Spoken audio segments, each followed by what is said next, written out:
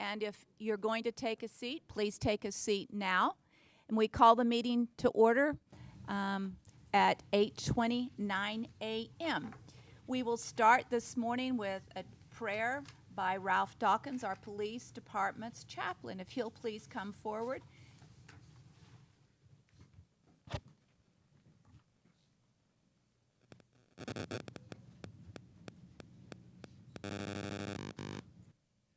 Good morning, St. Angelo. Let us pray.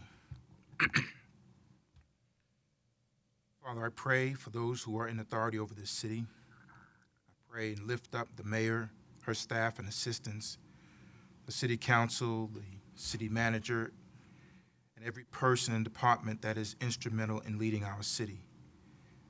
I pray that you would bless them to work together in unity to tackle the items that are on the agenda for today. Division from among them.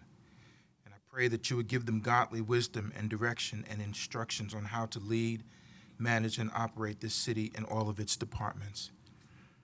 I pray that you would give these leaders knowledge and guidance on how to deal with drugs and violence and crime and other problems and issues facing our city and its people.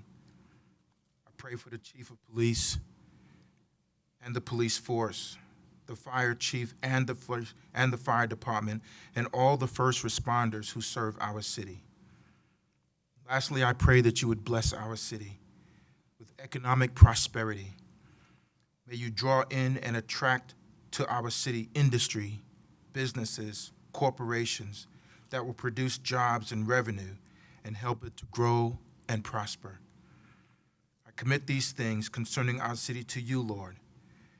Regardless of how things may look in the natural, I confess that you are well able to do and to bring to pass everything that we pray for our city. In Jesus' name, amen. Amen.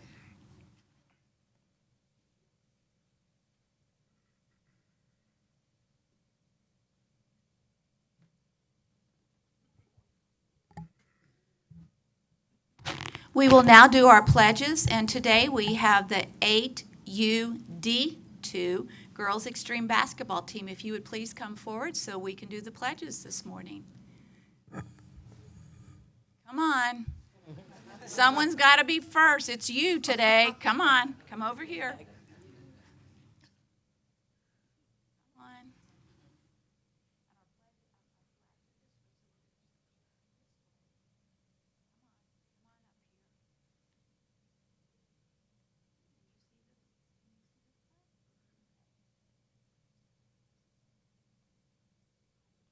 Allegiance to the flag of the United States of America and to the republic for which it stands, one nation, under God, indivisible, with liberty and justice for all.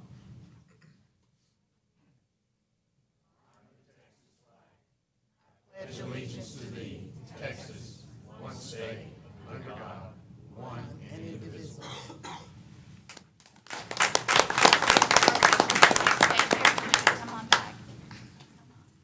Short, so let's come forward a bit so we can get you in the picture. Now, can everybody see me?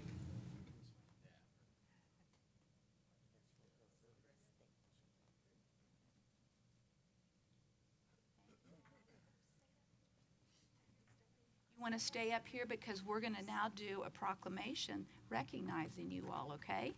So just now you can turn around that way and look at the audience, okay?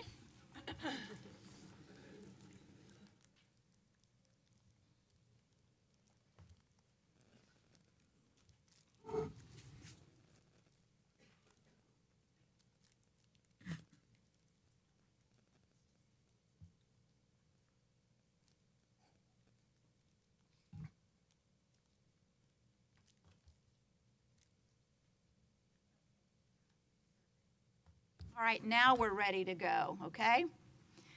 The City Council of the City of San Angelo hereby recognizes and applauds the AUD2 Girls Extreme Basketball Team for winning the Texas Amateur Athletic Federation Girls State Basketball Tournament in March of 2019.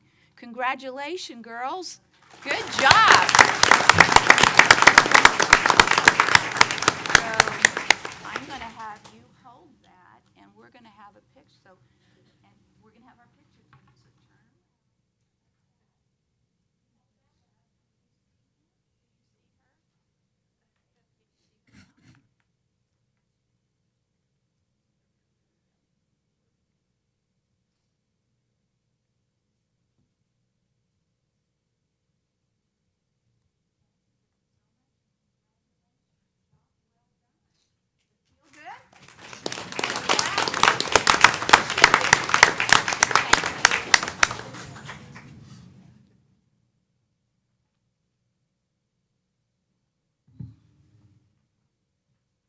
Now, if we could have the 10U-D2 girls fear basketball team, if you'll come forward.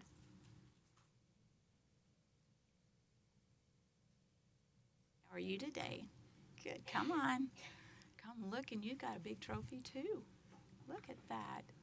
Come on up here. And why don't you turn around to the audience? Okay.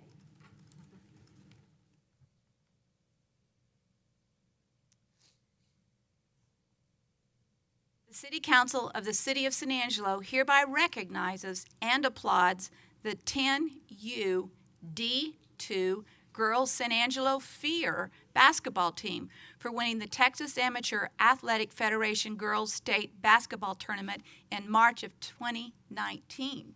Now, do we need to fear you today? Huh? Okay. I'm going to hand you this. I want you to hold that, and he's going to take a picture.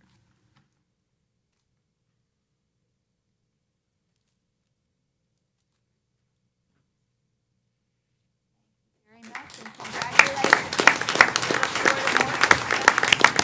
Okay, you can sit down.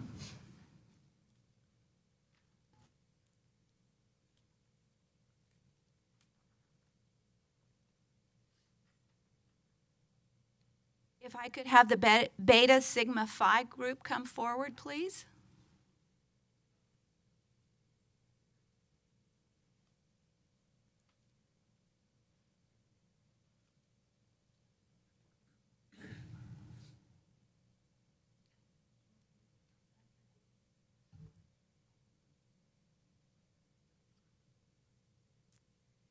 Beta Sigma Phi is the world's largest Greek letter service, cultural, and social organization, which includes 7 chapters with 58 members in San Angelo, Texas. The badge of the organization signifies life, learning, and friendship by its Greek symbols, Beta Sigma Phi. Today, we recognize and honor them for the charitable work of their organization. Beta Sigma Phi has grown to include more than 15,000 members representing more than 10 countries across the world. These women have worked for many charitable, health, and cultural organizations, raising money and donating their time to those in need. Members have raised more than $3 million for charitable organizations and donated over 200,000 volunteer hours in an average year. Locally, Beta Sigma Phi has collectively raised thousands of dollars for local charitable organizations. Therefore, I, Brenda Gunter, Mayor of the City of San Angelo, and on behalf of the City Council, do hereby recognize and applaud Beta Sigma Phi for its achievement and positive determination to make a difference in our community. Thank you all very much. Who would like to accept the recognition? Hold it for a picture. And, well, I should say this. Before we get a picture, would somebody like to speak and add some words to the proclamation?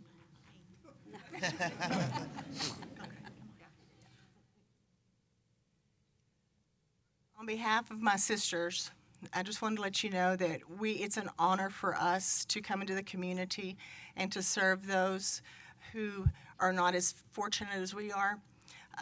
One of the things that we like to talk about is that we have no-bake sales. In other words, we donate time and effort, but it's the people in the community that help us, and so we appreciate you all too. So thank you very much.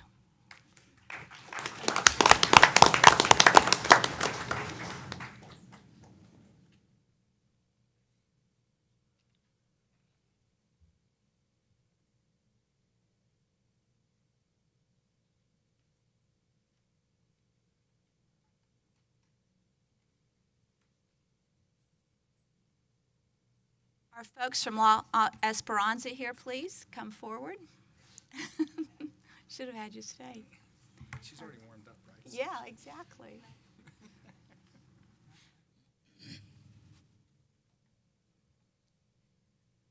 The La Esperanza Clinic marks its 25th anniversary this month, having opened the first clinic on Chadbourne Street in 1994.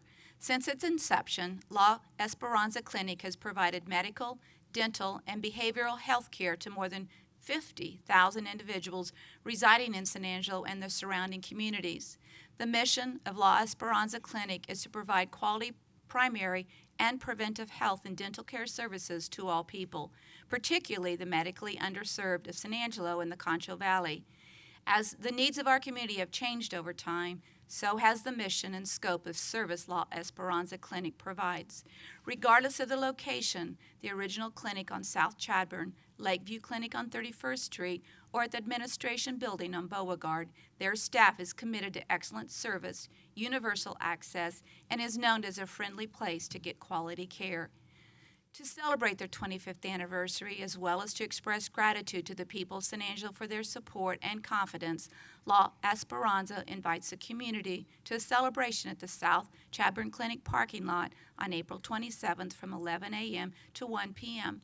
This event represents a benchmark rather than a finish line, as La Esperanza strives to remain a relevant, innovative, and collaborative partner in this great community, city, and region. Therefore, I, Brenda Gunter, Mayor of the City of San Angelo, and on behalf of the City Council, do hereby recognize and applaud La Esperanza for its 25th anniversary and dedication to improving the overall health of our citizens. Congratulations.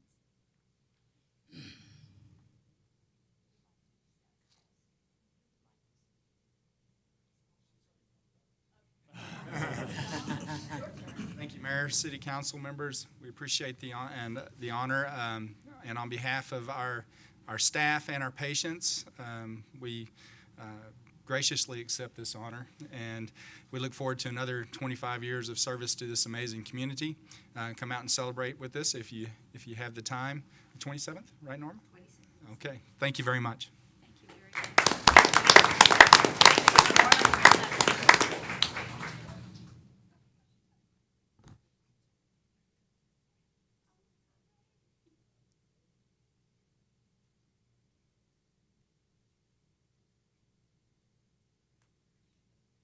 Hey, Norma. It's good to see you.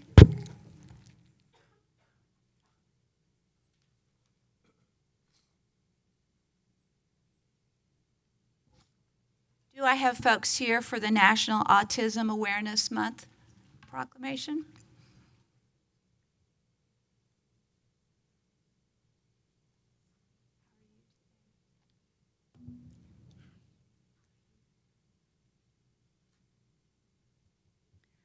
Autism is a lifelong neurological disorder causing difficulty with communication and social interaction.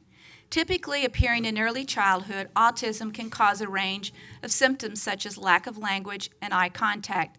Some also have intellectual disabilities, while others have highly acute specialized skills.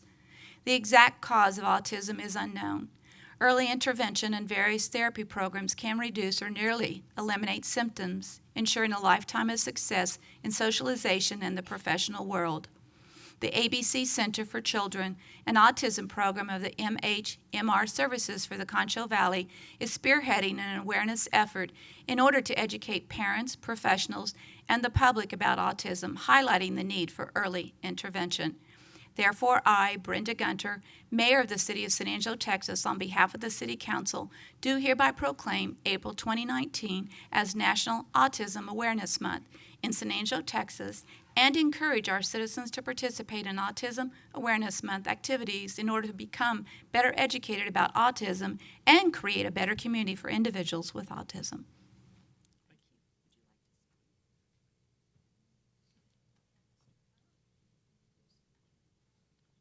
Thank you, Mayor. Thank you for having us, and thank you, City Council and Lucy Gonzalez for representing the City Council on our sponsoring agency board.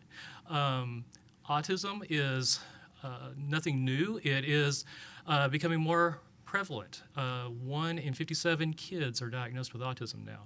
We're doing a better job recognizing and diagnosing and getting supports out.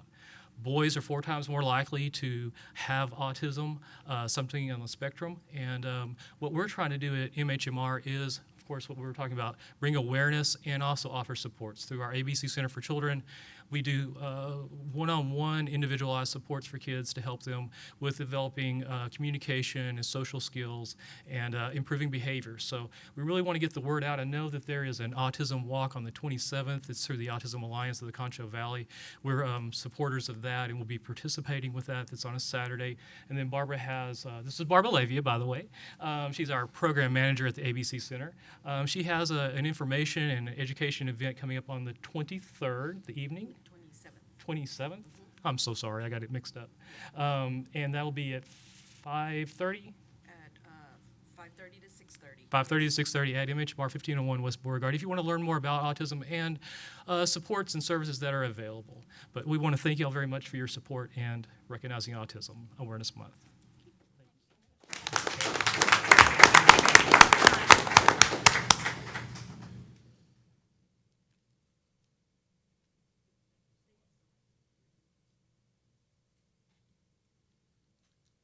April 27th is going to be a busy night for everybody, isn't it? I think I'm getting choked to death here by the pearls.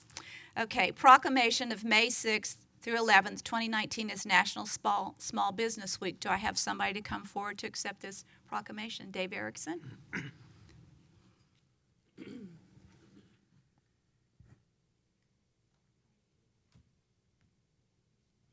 The President of the United States has proclaimed National Small Business Week every year since 1963 to highlight the programs and services available to entrepreneurs through the U.S. Small Business Administration and other government agencies. America's progress has been driven by pioneers who think big, take risks, and work hard. Small business owners have the energy and a passion for what they do. When we support small businesses, jobs are created and local communities preserve their unique culture. The Angelo State University Small Business Development Center provides no-cost and confidential business advising and no-cost to low-cost business training to San Angelo's startup and existing businesses. The City of San Angelo supports and joins in this national and local effort to help America's small business do what they do best, grow their business, create jobs, and ensure that our communities remain as vibrant tomorrow as they are today. Therefore, I, Brenda Gunter, Mayor of the City of San Angelo, Texas, on behalf of the City Council, do hereby proclaim May 6th through May 11th, 2019 as National Small Business Week in San Angelo, Texas, and call this observance to the attention of all of our citizens.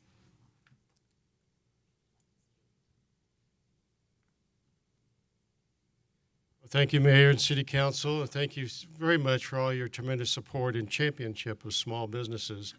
And we accept this award on behalf of our small businesses here in San Angelo, who are the lifeblood of our city. And for those who partner with us to provide support to small businesses, present and future, to help make San Angelo such a great place to do business. Thank you.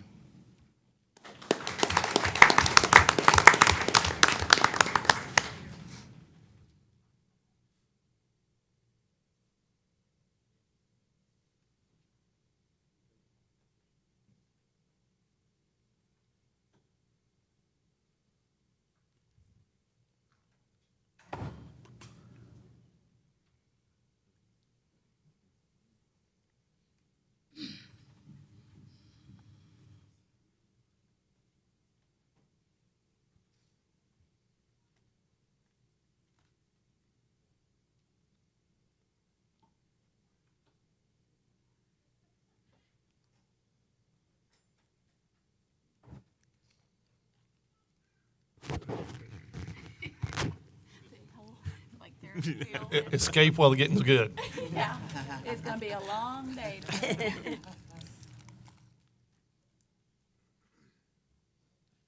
Oh, that's sweet.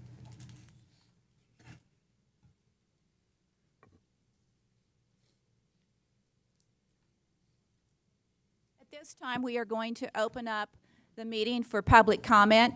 Issues or items that are not on the regular agenda may be raised by the public at this time. Citizens should speak from the podium, begin by stating their name, and limit remarks to less than 3 minutes. Council members may request that a discussed item be placed on a future agenda. The council takes public comment on all regular agenda items during the discussion of those items. Do I have anyone who would like to come forward and offer some public comment.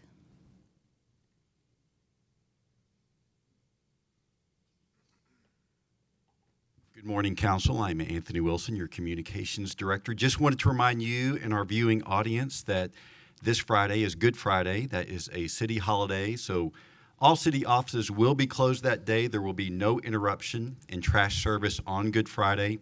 And also it marks the beginning of the season during which we accept and entrance fees into our two Lake Nasworthy parks, Middle Concho Park and Spring Creek Park, and that season extends through Labor Day. So if people want more information, we have that available on our homepage at costatx.us. Thank you. Any further public comment? With no further public comment, we will close the public comment portion of this agenda, and we will move into the consent agenda. And we will start by asking council members if there's any item that they would like to have pulled. I'm going to pull item M. Billy, do you have an item to be pulled? Yes, ma'am. I would like to pull item I, item O, and item P. Okay. Lane? Item E. Lucy? Let me see which one I had. It's already been pulled. Okay. Harry? Item F. Tom? I'm good. Tommy? You pull mine, item M. Okay. With items E, F, I, M, O, and P pulled, do I have a motion to approve the balance of the consent agenda? So moved, Mayor. Thank you, Second. Billy. And a second from Tommy. Any public comment relative to the consent agenda items that have not been pulled? With not, oh, Steve? Steve Hampton. Yes, I would like to hear about O. It's been It's pulled. been pulled, and we'll discuss it at N, excuse me. Item N is consider approving a memorandum of understanding with the Office of the Governor outlining the city's responsibilities for the maintenance of the Texas Music Industry Directory. Do we want to pull this one and go ahead and approve the rest of the consent agenda then? Would that be okay with council? Billy, would you like to amend your motion? Do I need to rescind? Just amend your motion. I will amend my motion to pull item N, Mayor. Thank you, Billy. Second amended. Tommy continues with his second. Any further public comment? With no further public comment, may I ask for a vote to approve the consent agenda? Say aye. Aye. With none opposed, motion passes 7-0. We will start with item E. Consider warning RFP PK-01-19 Comprehensive Parks and Recreation Master and Strategic Plan to Dunaway Associates in Midland, Texas, for professional services in the amount of $70,000 budgeted for purchase fiscal year 2019, and authorizing the city manager to execute any related documents. Carl? Lane, do you have a question? Yeah, the only thing I want you, more information for the public is, can you just explain the importance of this and relevance to applying for grants? Yes, that's one of the biggest things about doing the master plan. One, it's a complete inventory of all the facilities and programs that we do. It also includes a public survey where the public can engage with us and let us know what's important to them in terms of facilities and programs. That's a big part of it. But a second part of it is that with this plan, we can put it on file with TPWD, Texas Parks and Wildlife Department, and be eligible and competitive for grant applications, which we have done since I've been here in 2000. We've gotten over, I think, $2.5 million with grants. That was the next question I was going to have, how much of a return we will have with a $70,000 investment. A lot of those are like Kirby Park received. We got multiple trail grants as we do trail projects, whether they're on the river or other places. Right. So we really leverage that, but we're not eligible to apply for those grants if we don't have this in place. Boating access grant that we got for Middle Concho Park. Okay, Several for, examples. That was the information I was wanting out there. I'll move to approve. Second. any public comment? With no public comment, we'll take a vote. All in favor of approving item E, say aye. Aye. Any opposed? Motion passes 7-0. We Thanks, will Carl. move on to item F.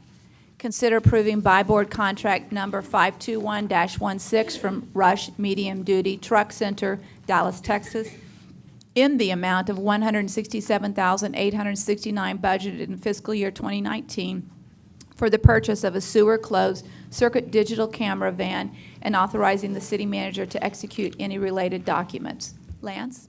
Lance Overstreet Water Utilities, was there any specific questions that you guys had on this particular item?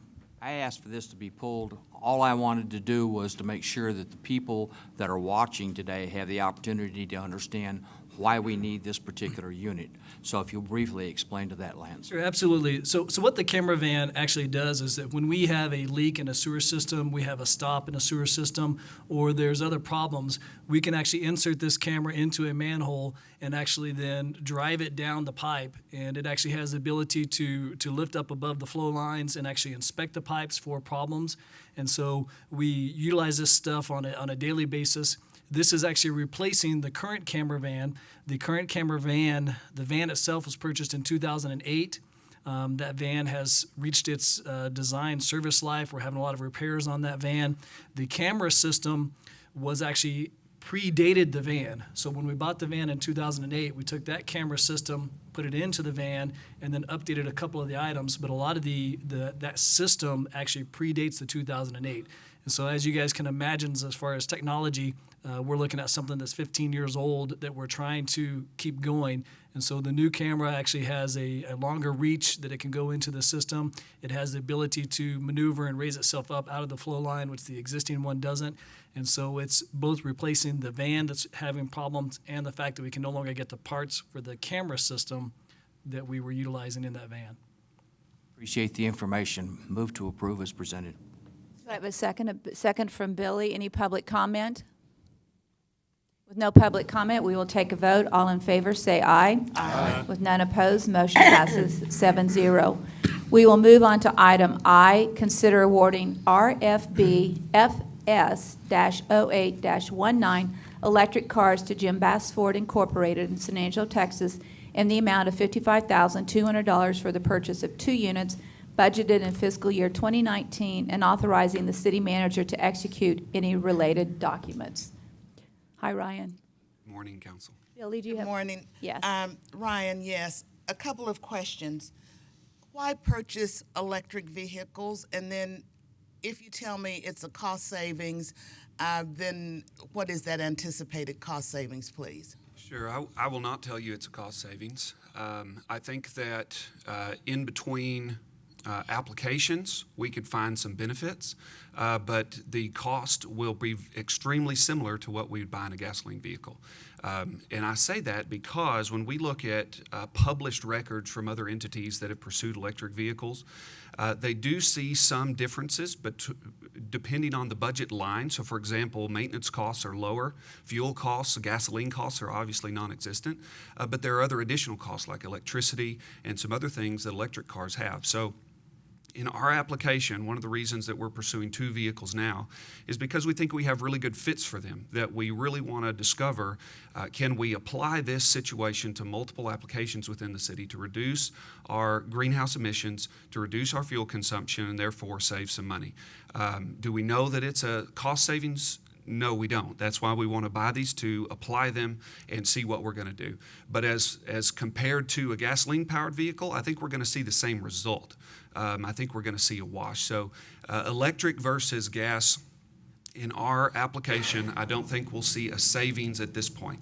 Now, maybe we will, and that's the great part about investigating this. However, if we bought a gasoline-powered vehicle in these applications, we would have some other issues, operating budget issues for some of the departments that don't have that, usage by multiple divisions, such as our City Hall location, that don't already have maintenance budgets. So we think that the logistical aspects of all of these things will help us provide transportation for the people that need it, as at the same time being no cost difference than a gasoline-powered vehicle. Well, I noticed in the background information that one of the vehicles will be at City Hall and one will be at the annex. So who will be using using the vehicles? So at the annex location, PEG funds through our public information office is purchasing this vehicle, so it'll be for use by them, and Anthony could speak better to that. At the City Hall location, we have multiple divisions that will be utilizing that vehicle. Right now, we don't have a vehicle assigned to the City Hall location to be used by multiple divisions. We have one vehicle that's assigned to planning and the GIS department, and that vehicle is very aged and they need to replace it. That's what kind of started this interest. But there are multiple divisions in that location that have been driving their personal vehicle. So we hope we'll see greater utilization by some of those divisions that haven't had access before. So it will be available to multiple divisions there. You mentioned PEG funds would be used to purchase this, so the money is not coming out of the general fund. It's coming from PEG. Tell me a little bit about PEG, the PEG funds. Well, I can't do that. Oh, One there's car will Anthony. come out of Anthony PEG can. and one will come out of general fund, but Anthony can talk more about that. Okay. So, Councilwoman, as you know, the Public Information Office receives monies from our local cable provider, and those monies can only be used for capital expenses that relate to directly putting content on our government access channel. And so under the law, this is a permittable use of these funds. The reason that I proposed this to Ryan, and we talked about it, is because Brian and I have to use our own personal vehicles whenever we have to go on some assignment, some shooting assignment here in town. And so we were looking at the potential of purchasing a vehicle, but my operating budget is very, very slim. I think I have about $16,000 in discretionary spending each year. And I did not have enough within that operating fund in order to purchase fuel. And so I was looking for a vehicle that would use no fuel.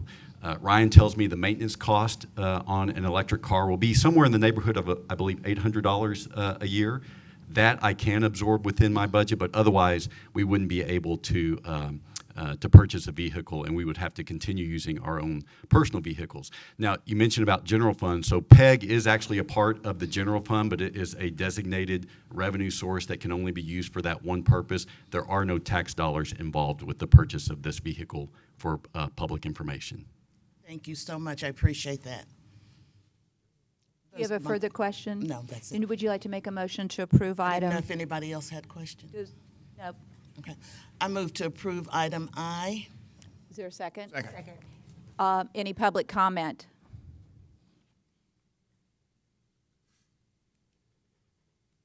Steve Hampton. Council, I am grateful. I appreciate what Ryan has said about explaining exactly how you got into this and why. I think that's great. I don't understand why it wasn't kind of in the information before. Also, apparently there is a fleet, and how much of the fleet are we replacing? Apparently we have 2 cars, and we're going to get 2 more, or one possibly is almost down. The background on information on all of these items, F through I, is kind of lacking, and not telling us how much fleet you have and what is the percentage of replacement. And the same way with the equipment in F. So if you could get them to give us a little more information, I don't think we're asking too much intrusive information. It would clarify things. You might not have to go through all of this. Yes, but it allows you an opportunity to come forward and ask questions. Yeah, well. Thank you very much. Are there further public comments? Anna?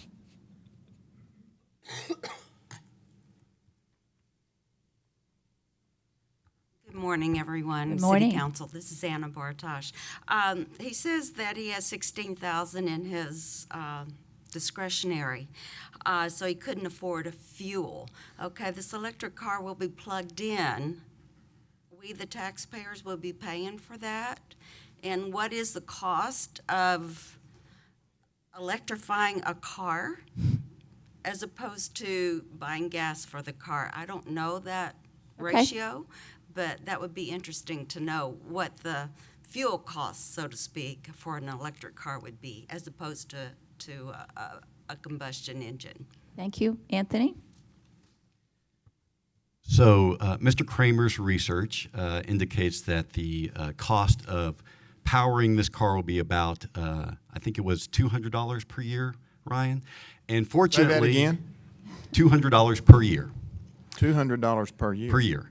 And so, fortunately, my colleague in the Water Utilities Department, Allison Struby, has agreed to pay that cost since it will be plugged in over at the annex. I think she feels like we give them at least $200 worth of service each year to the water fund. And so, there'll be no tax dollars used in the payment of the charging, at least for the car that will be over at the annex.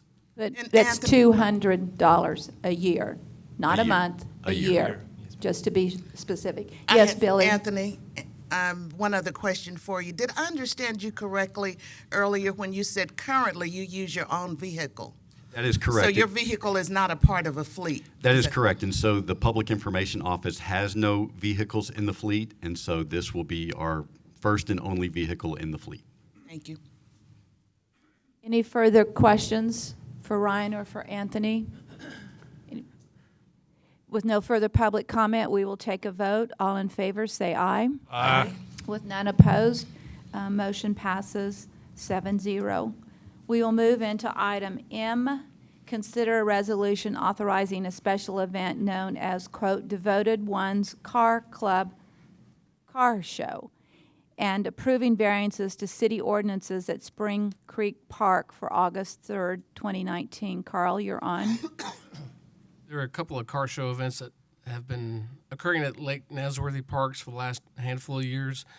This is one of them, and they approached the city when they turned in their special event application and requested some variances from ordinances to host their event, to make some of their activities legal, particularly like driving, parking on the grass, the noise ordinance. So that's what this is. All right, I'm going to start with Tommy, if you would go ahead and ask questions. Specifically, they are requesting to waive the parking Yes, and the parking, noise? placement of tents, using the carts, mostly parking on the grass and waiving of the noise ordinance. Okay. So, Teresa, I have a question for you, I think. It's for you. If we waive the noise ordinance, does that mean find the biggest volume generator in the world, they can use that and not be in violation of anything? That's correct. If we waive the noise ordinance, there's no enforceability of those provisions for this event. Now, one thing I noticed in their application is that we're currently waiving it from 12 p.m. Friday to 8 p.m. Saturday. My understanding is the event is only on Saturday. Is that correct? So you could modify this to only waive the noise ordinance during the time of the event, which would be, I think, 12 p.m. on Saturday until 8 p.m. on Saturday. So it would limit that duration, and there would be no overnight hours where that would be a waiver. Yeah, I don't think that's a good idea to waive the noise, in my opinion. I don't think that's a good idea to waive the noise ordinance, period. I am going to, no, I don't want to assume, I'll ask. Have we ever had problems with noise complaints of any of these events in the past? Honestly, not to my knowledge. Not to say there haven't been complaints, but I haven't heard back on them. Okay. We have? Come forward. State your name, please. My name is Osvaldo Martinez. I'm a Devoted Ones Car Club member. And yes, we had numerous of problems last year when we hosted our car show picnic out at Lakes Nasworthy. We had tons of problems. What happens to appear with the same police officer that just kept hounding us, threatening to take our DJ to jail, parking. Tickets were being issued left and right. I mean, we got people that come in from out of San Angelo that come into San Angelo that bring revenue to the city of San Angelo, and to go right back home to, with issued citations for parking. I mean, we just had limited parking. The music, we provide we provide live entertainment, different type of music for just anybody that wants to come out and enjoy a free picnic, family fun event. It's pretty much fun in the sun. It doesn't cost, anything that we provide for the community. It doesn't cost anybody anything. You just show up, you enjoy some good music, you take your barbecue pit, canopy, and you just enjoy a really, really nice day out there. Not only is it just a car club picnic, but we also have games for the kids that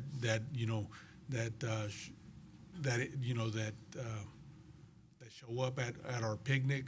We have games, for the entire family. It's a really positive atmosphere, but we just kept having the same problem with that same police officer, and finally, of course, I got in contact with Chief Carter, and he sent his assistant out there. That, of course, Fisher, that I believe every time that a complaint came in, he drove out there just to bear with us on the noise, and then about 6 o'clock, that the picnic, by 5 or 6, our picnic would be done and over with. But I mean, we just had a lot of problems, which is the reason why it's been a subject that was brought up this year, and we want to make sure that we're covered in all areas. Obviously, at the Spring Creek Marina, there's more open parking. We're just trying to do something really, really special and something that doesn't cost the family a pocket full of money, to at least have some type of fun. Obviously, anytime we have any type of events take place at the Coliseum, it costs about $20 a person. At the Spring Creek Marina, free. The only thing that's going to cost is at the entry at the gate, and that's all going to be revenue for the city of San Angelo. Did you have a variance on noise last year? Last year, the only thing we had, I believe, last year we applied for the DJ, having the lead, DJ, which in the past we never had any problems until last year, where I believe towards getting closer towards the event, we decided to add a live entertainment group out there, and I think that's that's where the music echoed louder, which we even had some of the police officers to go out as far as to where they'd communicate back and forth, hey, I can still hear the music, turn it down a notch. I mean, we tried to cover each area that we could possibly, but we still kept getting calls left and right. I mean, it was very unenjoyable for us, because every time we had to look back, guess what? That same police officer was out there. Finally, until Frank Carter called his assistant, finally got that one certain police officer that was out there. Finally, then at the very end of the event, finally he was off our shoulder. But we're just trying to make sure that we're covered in each area. Sounds to me, Mayor, it sounds to me like there have been issues with noise, or they wouldn't be getting complaints.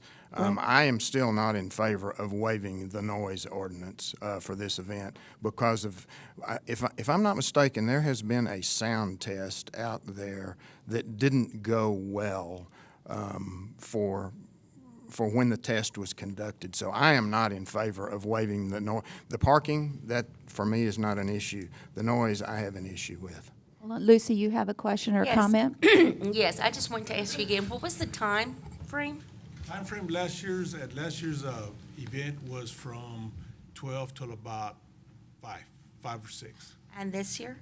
It's going to be This year, we decided to, just because we have a lot of events, and it was we were just, I mean, there was just so much going on after another. So this year, we decided to at least do it from 12 till about 7 in the evening,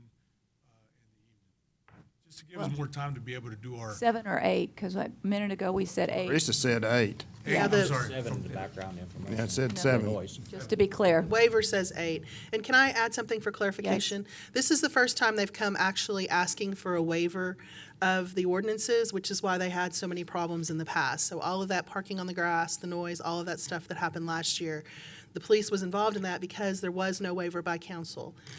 We suggested they come this year to get waivers if they want to have that event, to avoid a lot of that interaction with the police department. Okay. Lucy, do you have any other questions? No, ma'am. That was all. May I ask about, we obviously have an ordinance that does not allow parking on the grass. So, Carl, can you come forward and talk about why we have that ordinance and why one would want to allow it this year? Or start, because once you allow it for one event, that basically opens the door for every event being asked to allow to park on the grass. So then why have the ordinance? So could you speak to that? Yes, the ordinance is in place to protect the park grounds, the turf, and especially if there's irrigation system, not to damage that. That doesn't exist at this location, but there are park grounds. It's a popular place for families and kids to play. But we do from time to time, with council's authorization, ask for waivers of ordinance to allow it to happen. So there can be bigger events, but we do like to limit that as much as possible, just to not damage the grounds. And what's the cost of improving the grounds once they're damaged? It depends on if there is damage, but it may just take some extra watering or some fertilization or filling in ruts if we have to. Yes, Harry? Is there a waiver when we do the boat races? Because I know everybody parks on the grass out there during that time frame. In the past, when we had an agreement, it was part of the agreement. So the terms are already approved in the agreement, and they do submit an application for that event as well. But their activities have been approved as part of the agreement in the past. And so they're allowed to park on the grass then? Right. Any other event that has been approved for parking on the grass?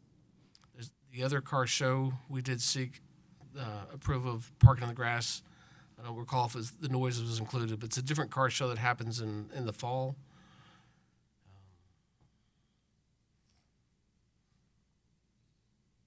I'm trying to think. I'm sure there's others I can't think right now, but very few. Okay, I think we have another person who would like to speak, so if you'd please come forward. State your name, please.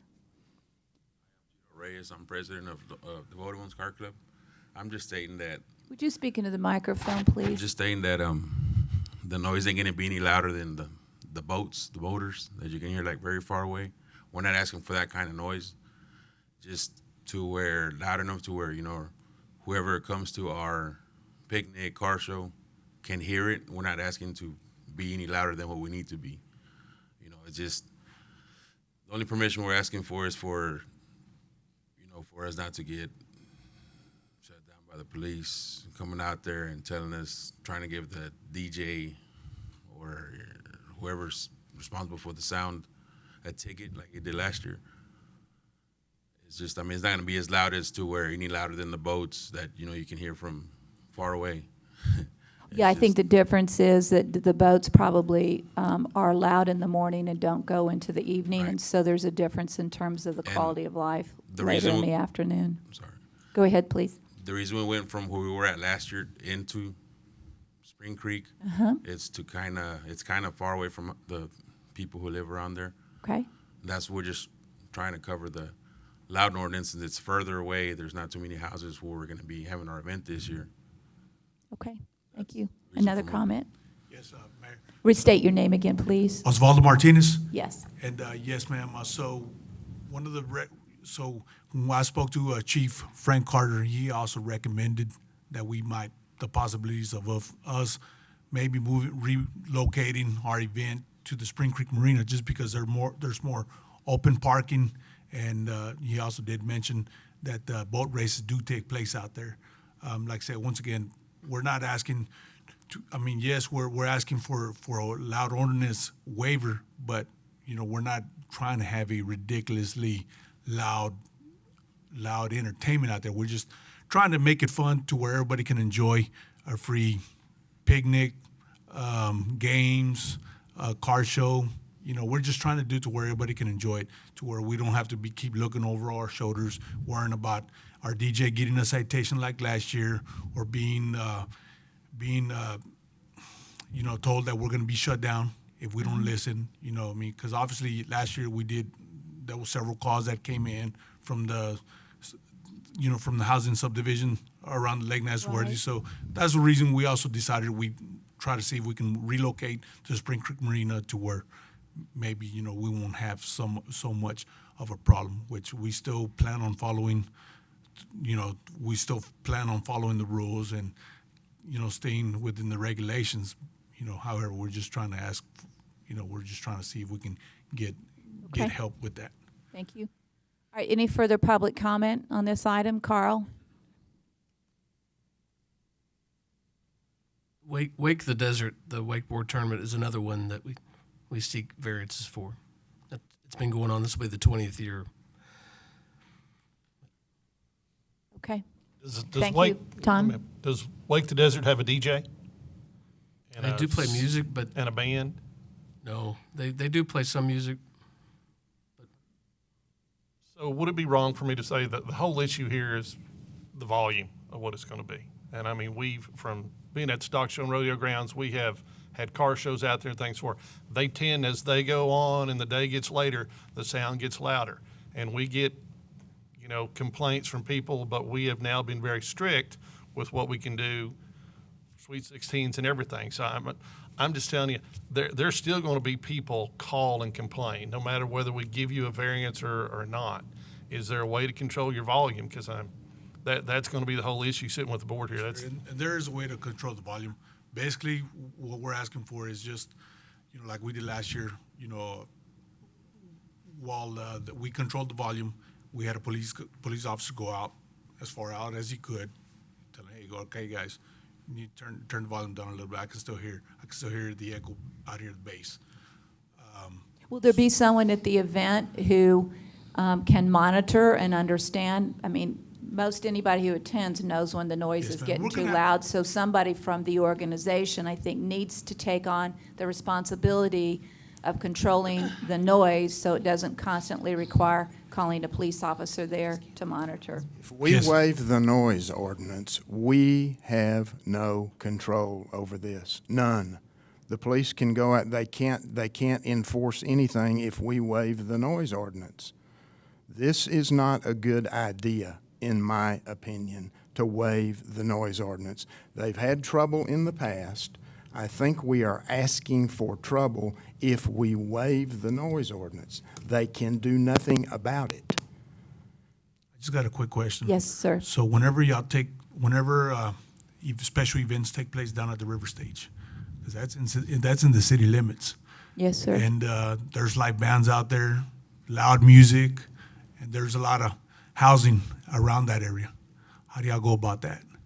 Because I'm sure there's a lot of elderly folks that live right around the area. There's nursing homes right around the area. I mean, we're just asking for a little bit of leeway out there at Spring Creek Marina. We're gonna follow the rules, and we're gonna monitor the music. Or we're just asking if we can get a little bit of help in that area. Other than that, I mean, All right, let's let Teresa address your statement. Regarding the river stage, I'll let Carl address how the river stage noise is handled. But again, for this process, you can limit the time.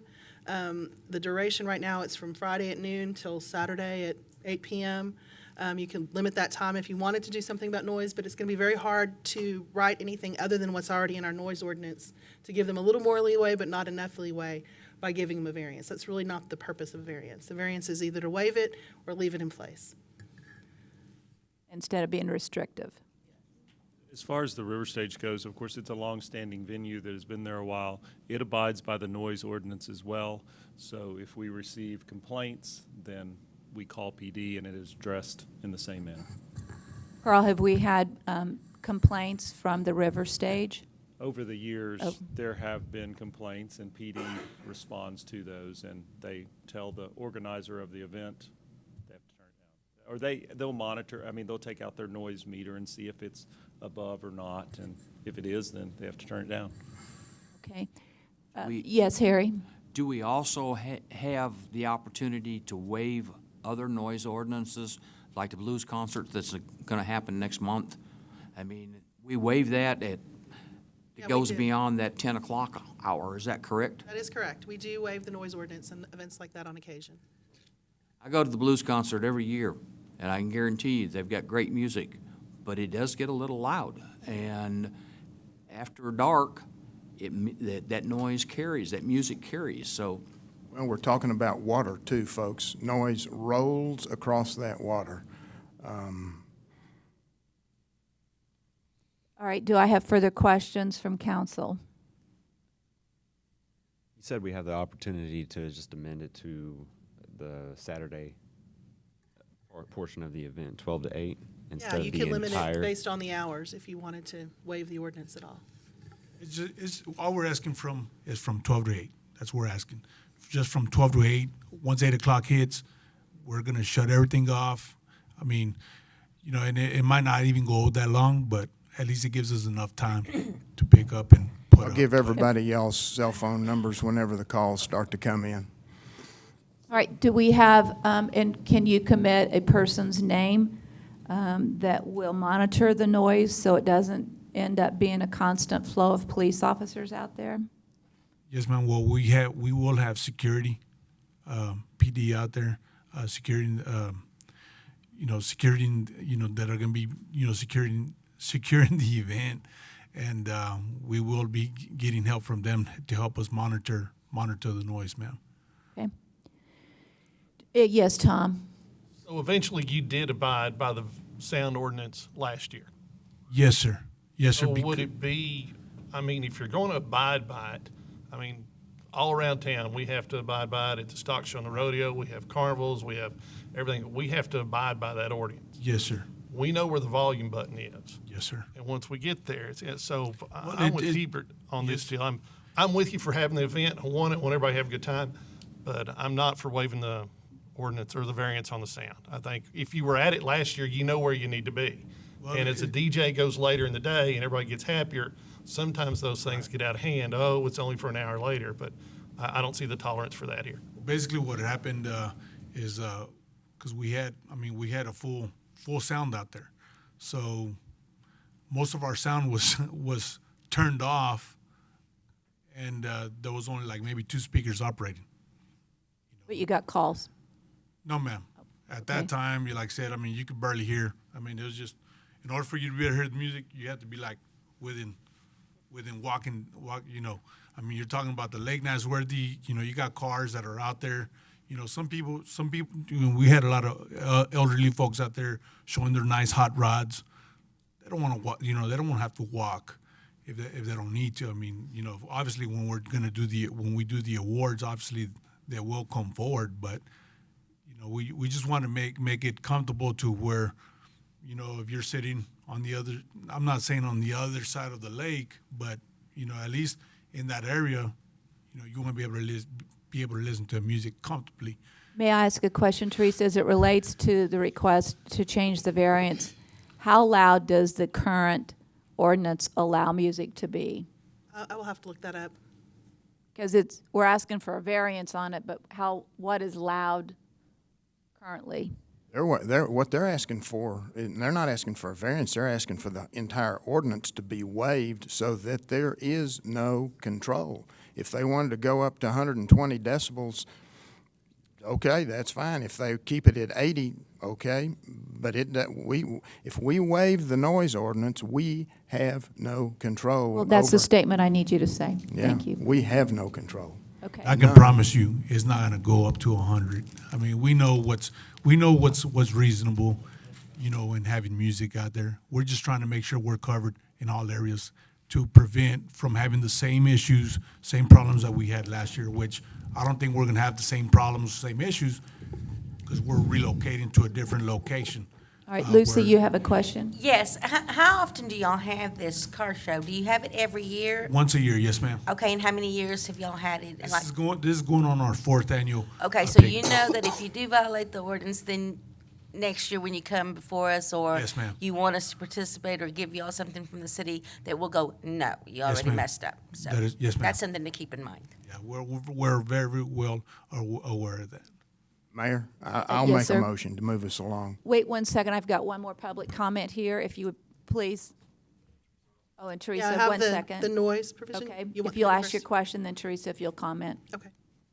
Sir, please. We're aware if we break the rules, then next year there's no favor for whatever we're trying to do.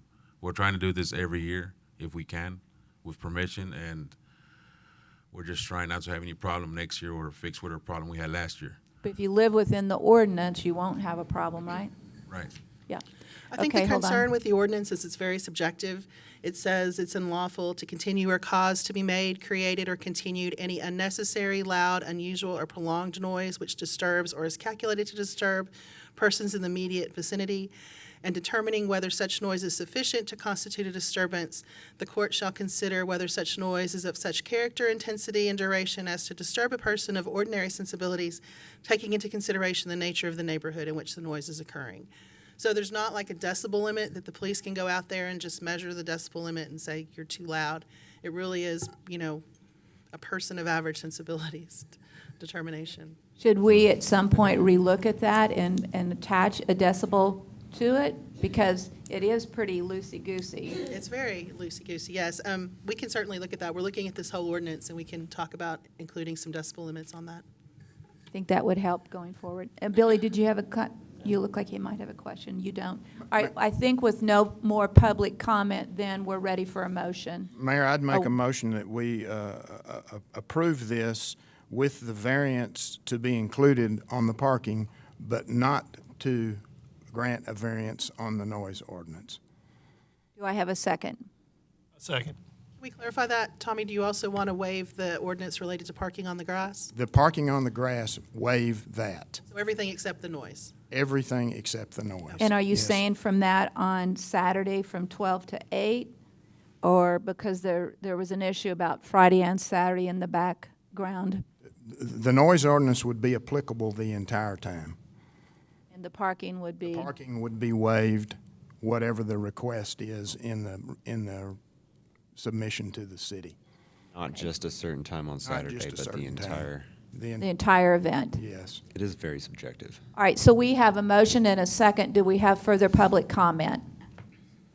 Did we say that? Yes, the Lane? Wake the Desert and events like that, they did get waivers, or did they did not? I will get ask waivers? Carl to come forward again and answer that question. Yes, they have in the past, and they recently submitted an application, which we're likely bringing to the next meeting. But what requesting time frame variance. is Wake the Desert? Does it, yes, but into the evening, because this is the issue about 12 to 8, right? And so the question mark is, on that event, is it 8 in the morning to 2 in the afternoon? Is it 8 in the morning to 8 in the evening? What's the time frame? It's over a weekend, so it's a number of days, but they may not be asking for the variance on the noise, though. But I'll have to verify. Because I think we have to be consistent in terms of variances, and we allow one group, not another group. I don't think we need to pick and choose groups, so I think we need to be, as a council, pretty consistent with our vote in terms of what we do allow. If they have in the past, then we're setting a precedence there for others to. if Not they be have able a to pl- do it. Right. So if Wake the Desert or a concert out at Spring Creek has applied for the variance and received it, and now we're going to deny it, we're going back on our precedents. Or it means we've set a new precedent, and going forward, we would no longer allow it. It's either or, but I mean, it sets a precedent. I Yes. did pull up one of the prior Wake the Deserts, and they do get variances for the noise ordinance in this one that I'm looking at. They Do requested. they have live music? That I don't know. Carl, do they have live music? I'm pretty sure they haven't in the past. It's just been a DJ. But I don't think they've. I don't recall if they played loud music. It's mostly more about the activity. But they do have some music out there. So they have live entertainment? I don't think it's live. I think it's DJ. Can we look at the application and see if they've had that before? Because again, I think we need to be somewhat consistent here in what we approve and don't approve. Mayor? Yes, sir. Harry? Just for clarification again, the blues concert's coming up next month, and I know that we've got a variance, and I'm presuming that we got a variance for noise because that thing goes to 10:30 or 11 o'clock at night. Yes. To your point, I think we have to be consistent in how we do this. Either we don't allow the variance, or we do what we need to do and allow the variances for these specific occasions that we got to do that. So one way or the other, we've got to be consistent. And I will tell you, blues concerts been along a long time. So if we say that they cannot have the variance for noise, this, we tell these people we can't have variance for noise, then we've got to go back and revisit, and we just approved that a couple, 3 council meetings ago. We've already approved the Blues Festival for this year. That was a meeting, one or 2 meetings ago. That was approved. Through 11:30 p.m. It looks like the Wake the Desert ones that we've approved in the past were to sunset, which is also can be widely interpreted, but there are ways police can figure that out. Yeah, could be 9 o'clock. I would be in favor of the event on Saturday. I wouldn't say maybe all the way till, does the event end at 8, or is that just when you're looking to? That's just, the event usually, like last year, the event ended at about 5, okay? Because of all the activities we got going on, that's why we decided to kind of extend it out. I mean, we can have the music, if you can give us, we can have the music cut off by 7 o'clock. I would be in favor of that, 12 to 7. I would be too. All right, well, wait a minute. We've got a motion and a second. This is public comment, so we're offering comments after we had the whole open conversation with City Council. So at this point, what we need to do is to address and to vote one way or the other on the motion, and then we can introduce a new motion. Well, I guess the no vote would, or a yes vote will determine what we do, but obviously there's concerns, and there's a reason to relook at the ordinance going forward and make sure that it has teeth in it and not subjective perspective. But I don't think we can pick and choose groups in terms of music, but you can see the concern that each and everybody has, so you need to make sure you're very aware and controlling it in your event, because it might not be a good vote next time, it might not be this time, I don't know. So we have a motion on the floor and a second. We've had public comments, so the motion is to have a variance on the parking, but not a variance on the noise. And with that, we'll take a vote. All in favor of the motion, say aye. Aye. 2 in favor, opposed? Nay. Nay. Motion does not pass. So does that mean then that we need a new motion on the floor? Do I have a new motion on the floor? I'll make the motion to waive the parking ordinance and waive the noise ordinance from the time of 12 p.m. on the Saturday to 7 p.m. at night. Second. Now we have public comment available again. There's also a side Steve variance, is that right? is coming forward. Yeah, there's other ordinances that are also being requested to be waived. So are you waiving all of them, just modifying the sign one, or the noise one to be from 12 to 7? Correct. Okay. I'll amend my motion Well, for he that. said that he was making a motion to allow parking on the grass and to allow the noise variance from 12 to 7. Okay, Are so there other it's, items on this that we need Other. to be discussing and incorporating in a motion? there's also the leaving the movable structures and special events, special vehicles in the park, setting priority on the use of fireplaces, picnic and benches. Okay, and let's do driving this. and We didn't parking hear on the that. area other than paved roads. So Okay, that's the parking we're on the going to grass. take comment and a vote on 2 things first. One is going to be on the parking on the grass and the noise ordinance. We will then address the additional items. It'll be easier to discuss then. Is that okay with council? All right. Steve, you had a comment. Yes, ma'am. Steve Hampton. I think this should be passed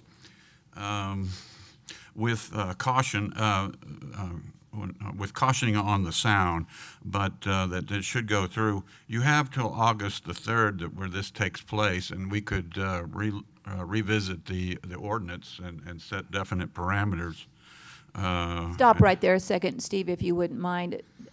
To his comment, Teresa, is there a time frame between now and the event to allow for an ordinance change? We hope to plan on bringing the whole parks ordinance back to you before that time period. And we were hoping maybe in May. I'm sorry?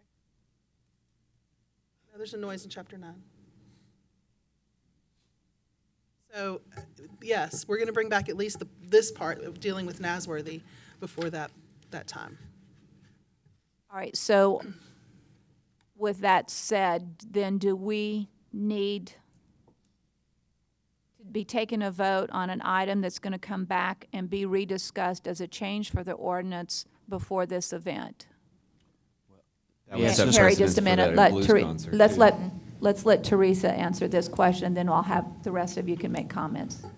You certainly can give a waiver to the ordinance no matter what's in place at that time.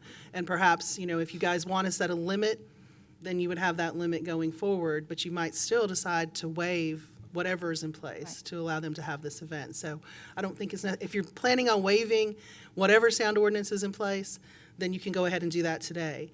If you think you're going to set a limit that's going to be a specific thing, and that's what you're going to want to apply to this event, then you also probably have time to wait to do that. All right, so I'm going to let Steve go ahead and continue because we do have a motion. Thank you.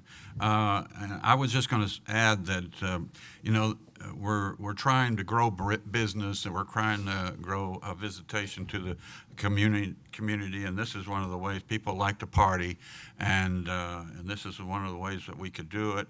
This puts heads in the beds, the gentleman said, and this is a tilt our hat towards growing business, having fun. So we kind of have to decide what we want to do in the future as for the community. Thank you. Thank you, Steve. Do I have further public comment? With no further, oh, yes, ma'am, please come forward.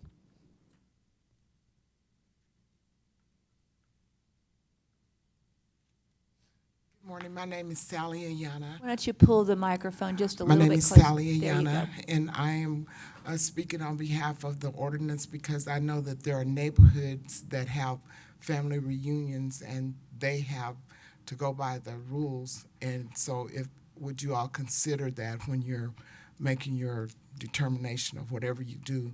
And I wanted to say that even on 4th of July, I hear in my neighborhood that big blast, when that song is played and then they have the boom, you can hear that all over to where I live. And so it doesn't bother me because I know what it's all about. And then if you're going to go about sound and stuff, there's another part of our area that has the steel company, and I know this might not apply, but it has the steel company that makes noise all up in the night. And we're still trying to get that checked into. So, but I love music, and I even hear Central Band playing. And I live very north of that, but I hear it. And I love music, and I love to hear it. So please consider there are some people that do like music, and that's it. Thank you for your Thank you. comments. Further public comment? All right, we have a motion on the floor and a second to allow a variance on the noise on Saturday from 12 to 7 p.m. and to allow parking on the grass. All in favor, say aye. Aye. Those opposed? Aye. Aye. Passes 5-2. Now let's talk about the other variances that have been requested on this item.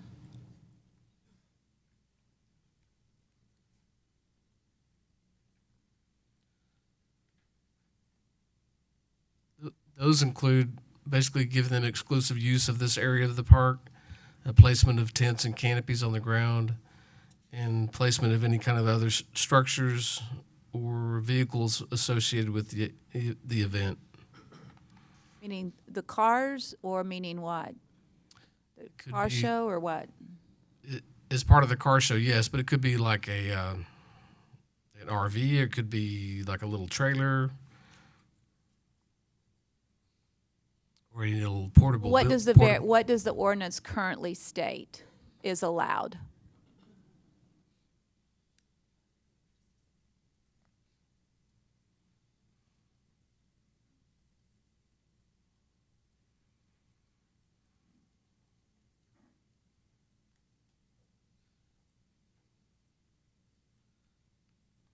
As part of the resolution, what the other items that weren't passed yet that they would want to waive is leaving movable structures or special vehicles in the park as part of the event, setting a priority on the use of fireplaces, picnic tables, and benches other than first come, first serve. That's basically exclusive use, and the tent permit fees. And the reason those would be needed, normally we don't allow people to set those type of things up in our park for exclusive use in those cases where you're reserving the entire area. So it requires, same thing we do with tents in the parks where they might be, setting something up. It drives holes in our sprinkler system, those kind of things. So we have to have approval to do that. So how do we, all right, so we're now going to allow, or requesting to allow tents to be put up. And what else? They could have like a vehicle that they want to park somewhere as well. It's basically accessory things that go along with the event to make it happen. Typical things you would see in those accessory type items. The things listed in the ordinance include tents, shack, temporary shelter, house trailer, camp wagon, or the like. Is there a way, and this is a question, is there a way to, because we've approved use of parking on the grass, but some of these vehicles are going to be larger vehicles, heavier vehicles, and the question mark is, do we allow anything to be put on the grass regardless of size, et cetera? And Harry, you wanted to make a comment or a question? Well, again, I guess I'd relate to the boat races that are out there. RVs are parked on the grass. There are a number of vendors out there that are on the grass. So I don't see this as being any different than the boat races, except at a smaller scale than what we've got out there in the third or fourth weekend in June. So from my perspective, I don't see this as any different than what we've done in the past. Thank you, Harry. What you may want to do is allow that with the stipulation that it's reviewed by the Parks Department to make sure it's an appropriate location for that. It's not going to be damaging some sort of city property. All right, Lucy, you had a Yes, comment? Carl, what kind of canopies or tents or anything did they have last year? Or did they have any last year? I don't recall if they did have any last year. This year they want some kid activities, so it could include inflatable jumping houses. That would include the. It says so in the application, maybe inflatables 4 years and under. Right. The application. Children. Correct. My name is Osvaldo Martinez. Basically, the type of tents that we used last year were just canopies, provide shade. Of course, we want to invite those that want to come and camp out. Bring your own RV, barbecue pit, and just kind of make it a good weekend out of it, and and it not really cost the family or them participants really anything, because all you got to do is basically just show up. Okay. And of course, pay the permit for the lake. Okay, thank you. Shane, did you have comments or Carl or somebody? Harry's question, it was just, there's only one specific area that's limited in Spring Creek area that we don't allow vehicle parking, and that's where they're wanting this one, and it's more because it's more of a designated play area, children area, things like that, normally during normal park times and park hours, and so. And that was just going to answer that question versus with the boat races where everybody does park on the grass and all that stuff. Those are in typical camping areas most of the time anyway. So we allow parking in RVs and things like that in those areas during the normal hours. And so I was just going to clarify that this one specific area is an area that is designated that there's no parking because of those other issues. But if you grant them exclusive use of this, then we're not going to have to worry about outsiders and other people that are using the park coming in there and interfering with this. So I was just wanted to answer that, clarify that. Tom, did you have a question or comment? I'm good with everything except the sound part. I mean, I never had a problem with anything. The parking, it's short term, it's less than 24 hours, it's not going to tear anything up. It's nothing different we see at the boat show. So I got no problem with the rest of it. It's just the sound variance. Then do you want to make a motion? Yeah, make a motion as presented, make a motion to approve as presented. Second. Okay. Okay, and now we have public comment on this item. All right, with no public comment, we will take, Teresa. I want to make one comment just for clarification to the applicant. Although this waives the permit fees, if a permit is required, you will still have to get a permit for any structures large enough to require that. Okay, do we need to include that in the motion? No.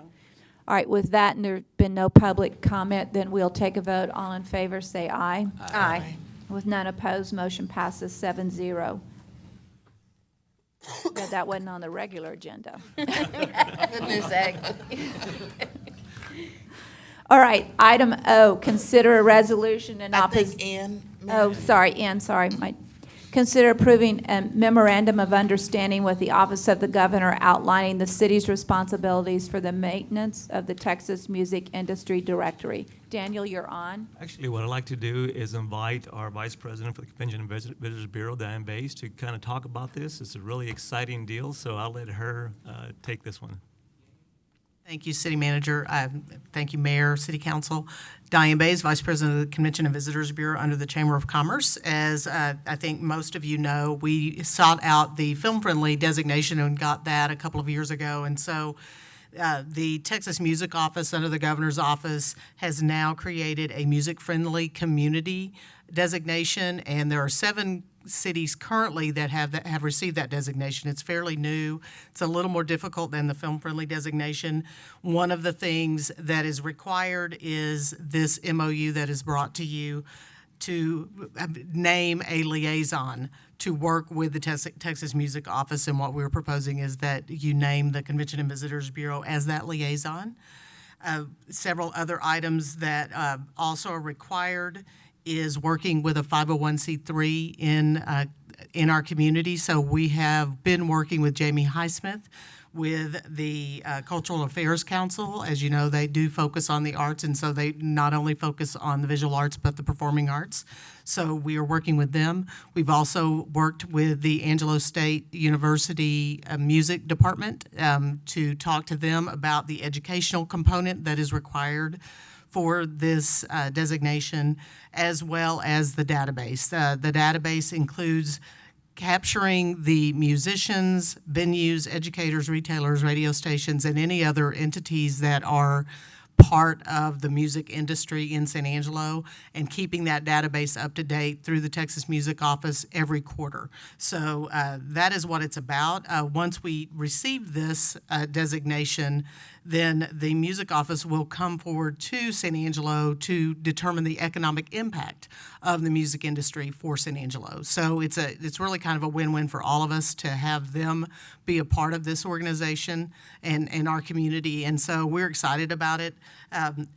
The music industry has been very strong in San Angelo, even back in the Fort days when they'd play music around the campfires. But also, the great Ernest Tubbs wrote a musical or a song, "Swell San Angelo," back in 1940. We still think it's swell, and so we want to be able to tell the good news about our community through the music industry. I'm excited about this opportunity. Certainly, this community is a community that supports the music talent that exists here, and many organizations and businesses enjoy putting on live music. So I think this is a wonderful step forward to help put San Angelo in the spotlight, celebrating the talent and the enjoyment of music. So I'm excited about it. Mayor, I'd move Yes. approval as presented. Okay. Any public comment? I was thinking of this. With no public comment, we will take a vote. All in favor, say aye. Aye. None opposed. Thank you very much, Diane. Thanks, Diane. All right, now we'll go to item O, is consider resolution in opposition to SB 1152 and HB 3535 regarding telephone cable franchise fees. Tina? Good morning, Mayor, Council, Mr. Valenzuela, Tina Deersky, Director of Finance. Did I have questions on this agenda item, or?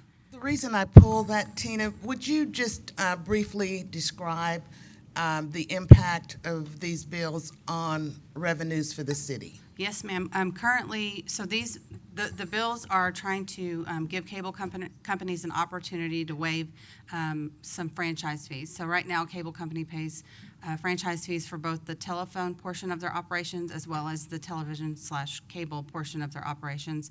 This bill would allow them to choose which one or the other that they would pay, most likely the lower of those two amounts. Right now, our sole source, I believe, of cable provider is Suddenlink, and so right now our budget that we receive from Suddenlink is $1.3 million, and so this would impact that general fund revenue budget to eliminate either one or the other of that portion of the franchise fee.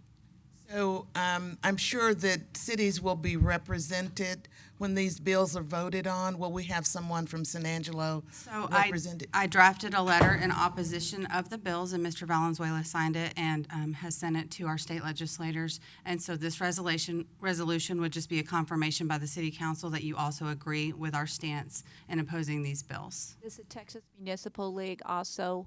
The Texas Municipal League is the one that sent out the information to me as the finance director, and so I brought it to Mr. Valenzuela, and we drafted the letter. And they do, Mayor. The Texas Municipal League does stand up for the cities as well, but the cities, they also ask that the cities do the same. And as Tina mentioned, we did send a letter to our representatives, Senator Perry and also to Drew's office. Of course, Drew's been very, very supportive of the city's efforts. I will say this, that we get very little to funding from the state in the form of some grants. So this is kind of annoying on our end because we do everything on our end to send money to the state in the form of 6.25% that they receive for sales tax revenues, and yet they do step in at times and try to do this. The franchise fee is the third highest revenue generated for the city. And as Tina mentioned a while ago, the telephone portion that we receive on the franchise fee is $571,000. The cable portion is $1.35 million. If they were given, if they get the support for these two bills, basically what the cable company could say is, we're going to support, we don't want to pay the lesser of these two fees, which would be the $571,000. That would have a big hit for our budget. So on our end, we're just telling the state, allow us to do what we do. This is a franchise fee. The proponents for these two bills are saying that there's a double taxation on these cable companies. That's not the case at all. They are renting our right-of-way, they're leasing our right-of-way, and they get a benefit from the telephone and also from the cable. So on our end, we're saying just leave it be. This is a fee that we have charged and will continue to charge. Our biggest concern, of course, is if this is passed, what's next in the next couple of years? Is it going to be the electric company? Is it going to be, who else is going to come forward and say, hey, we don't want to pay these franchise fees any longer? So that's a big concern. The Texas Constitution prohibits the legislator from forcing the city to give away public-owned property for less than the fair market value. The bills are constitutional because they eliminate value-based compensation. In other words, the compensation would no longer be based on the value of the right-of-way to these companies. So again, we're just asking our state legislators to allow us to do business the way that we do. We ask very little from the state, and we just ask them to allow us to continue business the way that we need to. Do I have any, Bill, you satisfied with that? I am, thank you. And I just certainly wanted the citizens to be aware that we are trying to push back on this sort of thing where, to me, cities are being penalized by these bills, and it kind of rankles sometimes, you know, and especially with Suddenlink, who's already, in my opinion, overcharging folks for their services. So for them to be able to, you know, pay us less franchise fees, I just am hopeful that, you know, the bills are not successful. So with that, I will move to approve item O. Oh. Second. Okay, with that, any public comment? Yes, Anthony? I received word earlier this week from my peer group for the state that this bill has actually already passed the state Senate, so it is now in the state House. So if you happen to see our state representative, if you might voice your concern to him, I think that would be helpful. Thank you for that update, I think, or not. Okay. Way to go, Anthony. Yeah, thanks for putting a damper on our day. Okay, so with that, let's take a vote. All in favor, say aye. Aye. None opposed, motion passes 7-0. Item P, consider approving an amendment to the contract with Reese Albert Incorporated in the amount of $64,500.49 to be reimbursed by Design Engineers Insurance and authorizing the city manager to execute any related documents. Billy? Morning. How may I Hi, help you? Russell. First of all, can you give us a brief description of what happened here? And then secondly, why doesn't Freeze and Nichols, why don't they pay Reese Albert directly rather than us act as the middle person that pays for it and then trust that Freeze Nichols will reimburse us? Okay. So to answer your first question about what happened, basically what happened, there was a design error in the plans. They were trying to, basically we have a 3D scenario that's trying to be explained in a 2D world. So Explain that again. yeah, so I'm going to get into that. It's a 3D world. Yeah. So basically we had a drainage problem. Okay, we had a drainage problem with the gutter. Like it when it's black and white as an explanation. Yes, please. ma'am. I'll try and do that. Thank you. So basically, we had a drainage problem. We had a problem where we were going from a typical crown section street to transition the drainage across the street to the natural flow pattern. It's basically we're going back with how it's flowing now. And what happened is over about 150 feet, we had a transition of about 6 inches that was hard to see in the plans. And so what happened was that we had a bird bath effect. We basically had 3 or 4 inches of standing water in the street that needed to be corrected. So what Freese and Nichols did is they provided us a new plan to correct that. And that's what these dollars are, to fix that problem. They went ahead and reevaluated the entire section of Bell Street. They did find a couple of other errors and gave us new solutions to that, all at no cost to the city, or at least as far as correcting those errors. So as far as paying, I mean, we did consider that. There is a time frame, with this and some potential other added costs if we don't move quickly on paying this. So that's why we had proposed the city fronting the money, and then Freese and Nichols, reimbursing the city as well. We have a contract with Reese Albert, and we had a contract with Freese and Nichols. There was no contract between Freese and Nichols and Reese Albert. So as far as those issues go, that made that much more seamless as well. We do have written confirmation from one of the presidents of, or vice presidents of, Freese and Nichols, confirming that they are in agreement with this amount. They've reviewed this change order as well. They've said, they said, yes, we made a mistake, and we are going to file this on our professional liability insurance, and they will be sending the city a reimbursement check. Russell, I don't want this to sound flippant in any way, but if we know the cost, why can't Freese and Nichols write the check, we deposit it, and just hold it until, we pay Reese Albert? Why can't they do that? It doesn't take that long to write a check, so I guess I'm missing something in what you're describing as the process. Correct. So, I mean, they have to get the check from their insurance company. I don't know. I'm not. I haven't had to do this before. Russell, so. can I help with yes, some that would of be great. Russell touched on the core of the answer a while ago when he said we have a contract with Reese Albert. Reese Albert works for us, and so we're altering what we've asked them to do by altering these plans. We need that to go forward without delay so that the project is not unnecessarily delayed. So we've got to give them direction, this new direction. And the financial impact of that, or the financial side or administrative side of that, is we need to amend the contract through this change. We need to authorize that somehow through a financial administrative action, budget or purchasing or both. And those really are the tail. The dog is, let's get Reese Albert working on the corrected plan as soon as possible. Michael, I certainly understand that, but I guess I just am a little bit uneasy about the city paying for this up front, because what if at some point in time Freese Nichols says, that's not our, not our problem. You have to deal with it, City of San Angelo. So are we going to get something certified in writing that they sign in blood that they are going to reimburse us, Michael? Well, let's take two possibilities. One would be, let's say we move this forward. What do we want this? Do we need this correction in the plans? Yes, we need Yes. this correction. And We I- need the street we built do, yes, correctly. yes. And so are we willing to take the risk that we would bear this expense? And Russell says we need this fixed.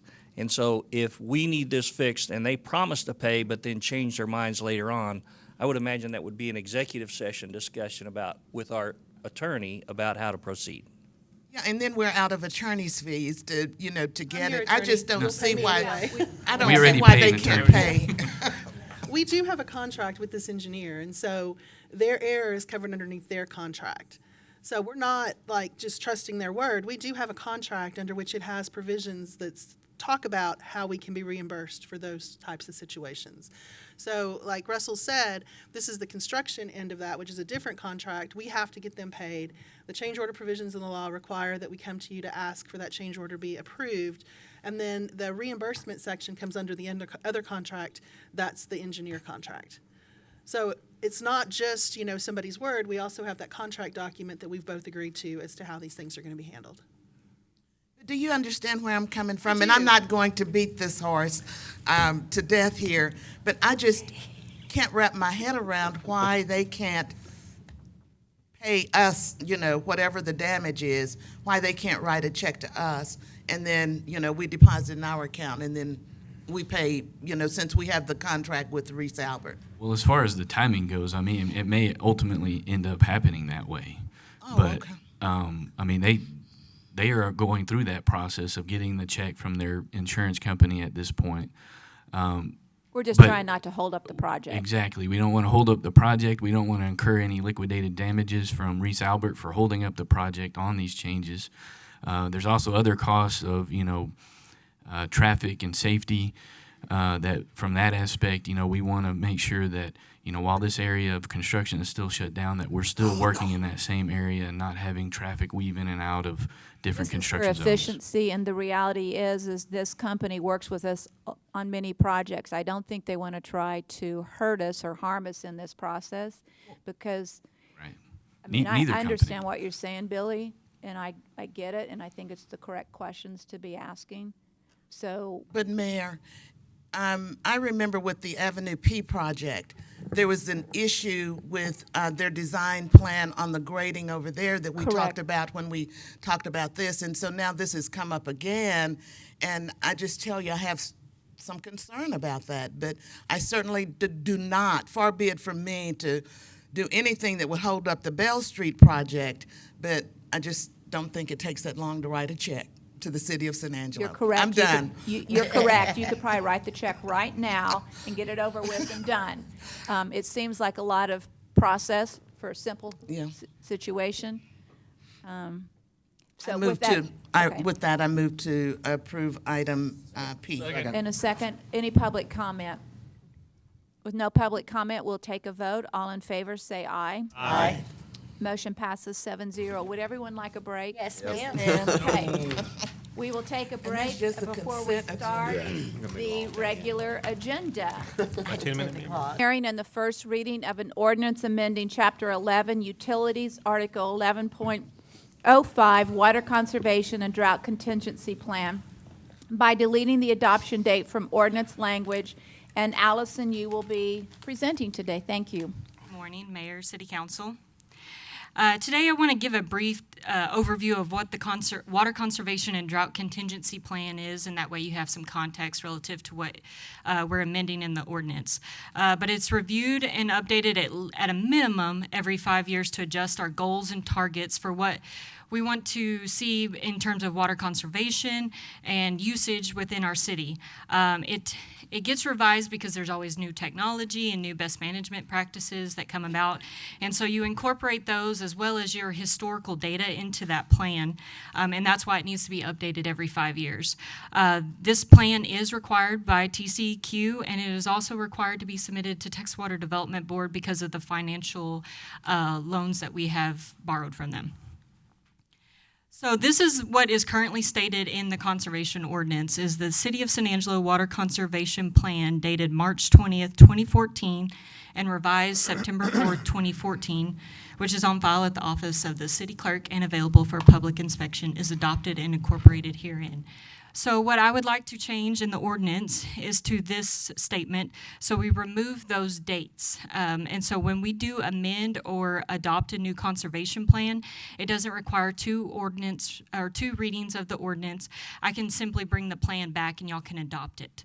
And so this way, if there are changes 6 months down the road, we don't have to go through an ordinance change. It gets adopted as I present the plan to you.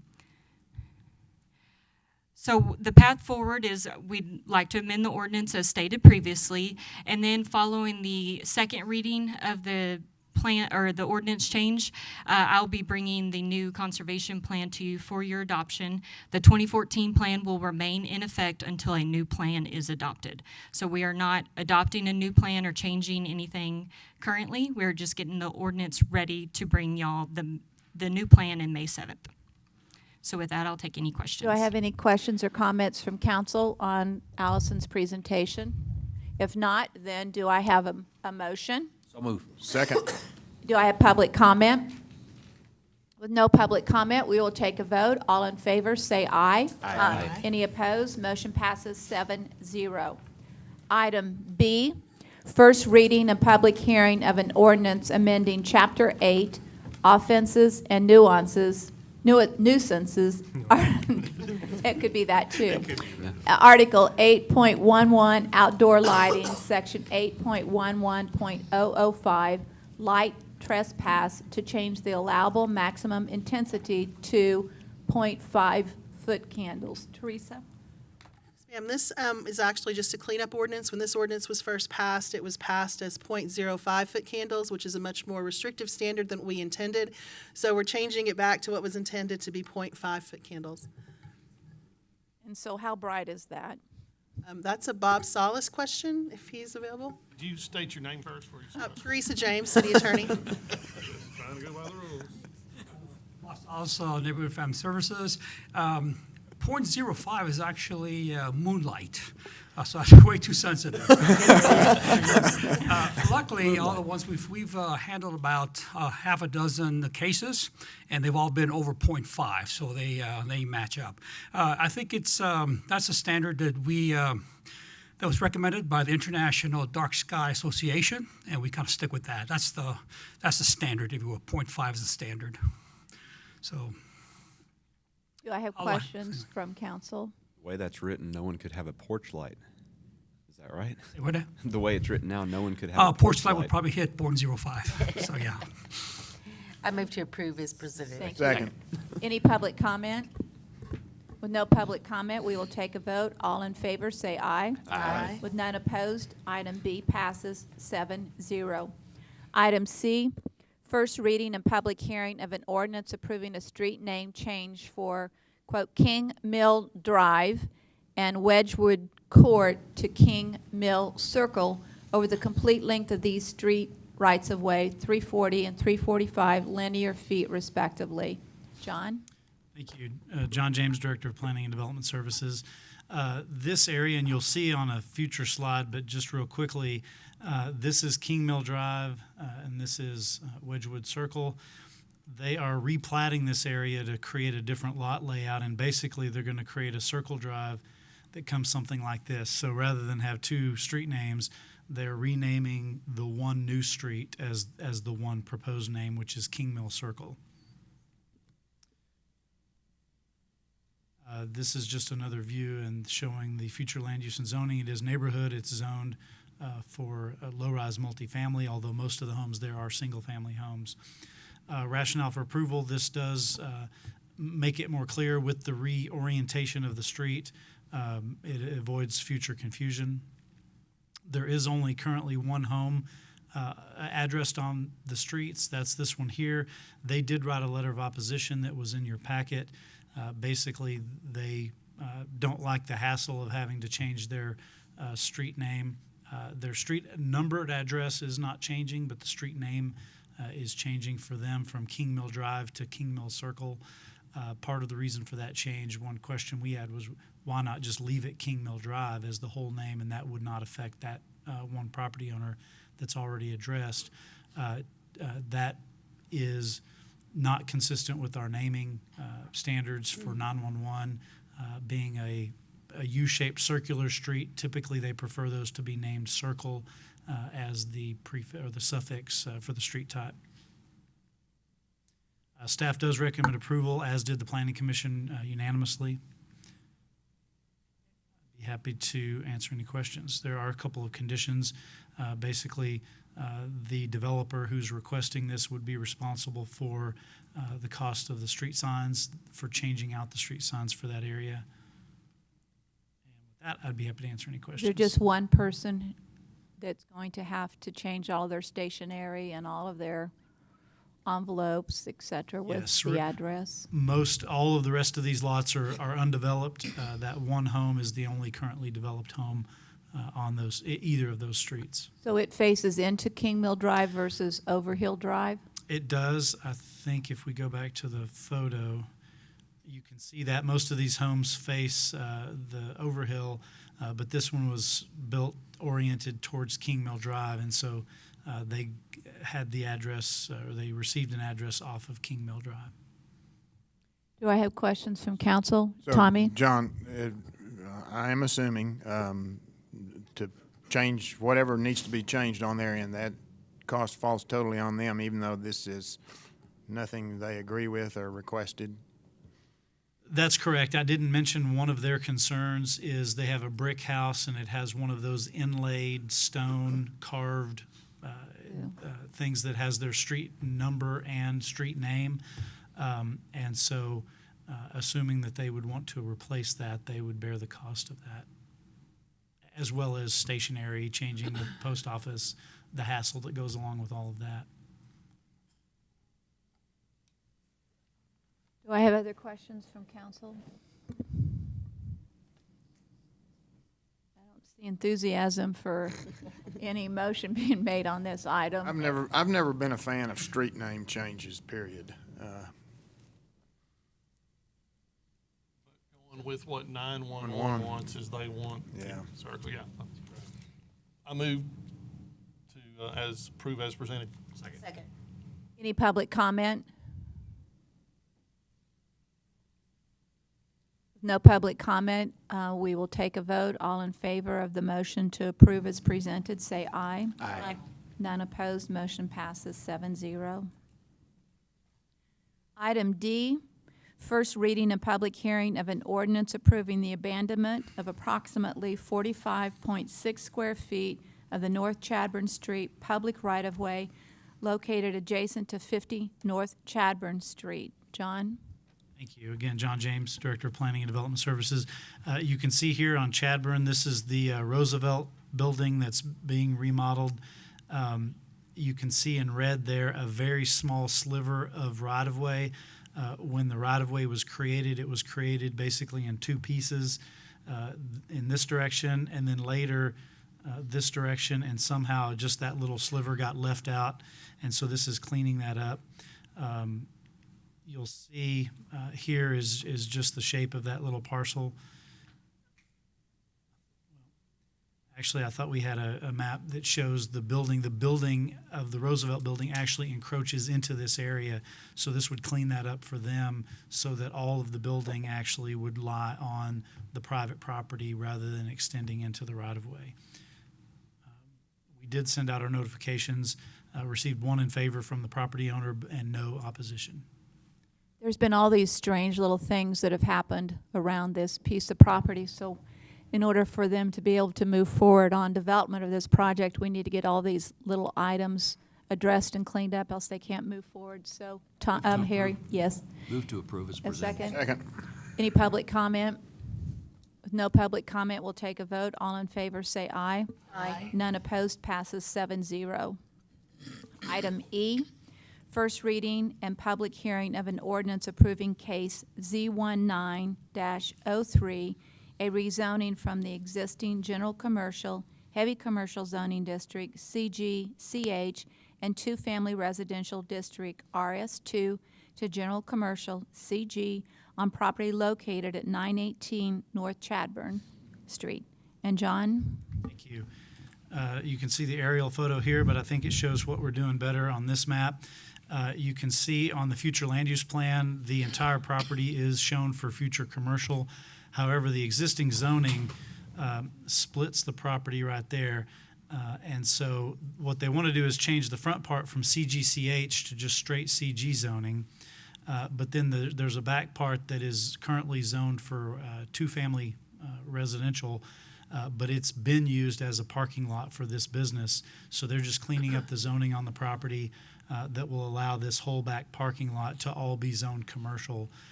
That way, if they do anything in the future that requires parking, then they'll be set.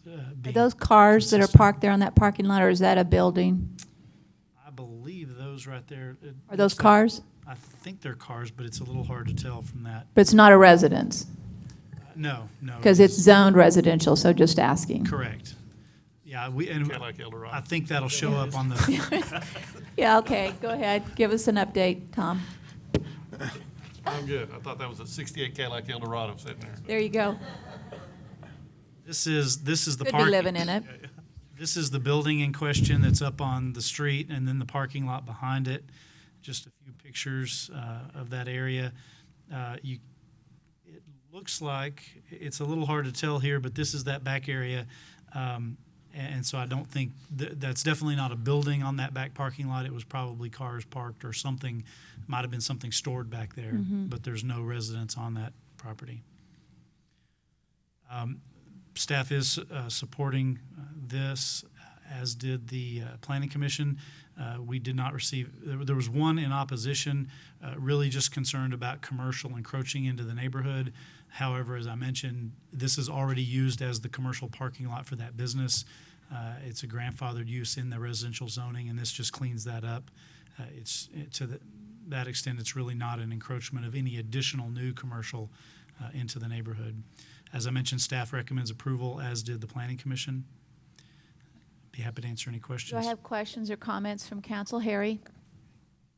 On this one opposition letter, I was a little confused on what the individual was trying to say. Said something about safety concerns, and I didn't quite understand that. Was there any further conversation about during the Planning Commission meeting? There was not. I don't think that person, they submitted their letter, but they did not speak at the meeting that I recall with any more clarification of what they meant. So it wouldn't make it less safe than it currently is by changing this, if that was a concern? No, I mean, I suppose they could expand onto this property at some point in the future and put more stuff than what's there now with the commercial zoning, but it would be difficult to do that for any new expansion, because any new expansion is going to trigger a parking requirement, which they barely have enough now, so they really can't do away with that parking. Otherwise, they would be short of parking if they put more building on the space. Is there residential on the lot next to the parking lot? I believe there is. Well, you can see here, that's a house right back behind, so that would be the adjacent property. Go back to this one, you can see that those are all homes, and in fact, there are homes back behind it as well, and then homes back this way. And so the commercial is, this is the boundary line basically between the commercial and the residential. But again, that homeowner right next to it has been living next to this commercial parking lot. And if you look on that map of the opposition, it was actually some distance away back at the edge of the 200-foot notification. It wasn't any of the immediate neighbors. Okay. Harry? Move to approve as presented. Second. Any public comment?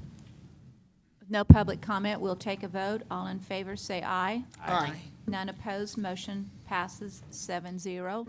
We'll move on to item F. What was it, Billy? It was the neighborhood grocery store. It was called New Way.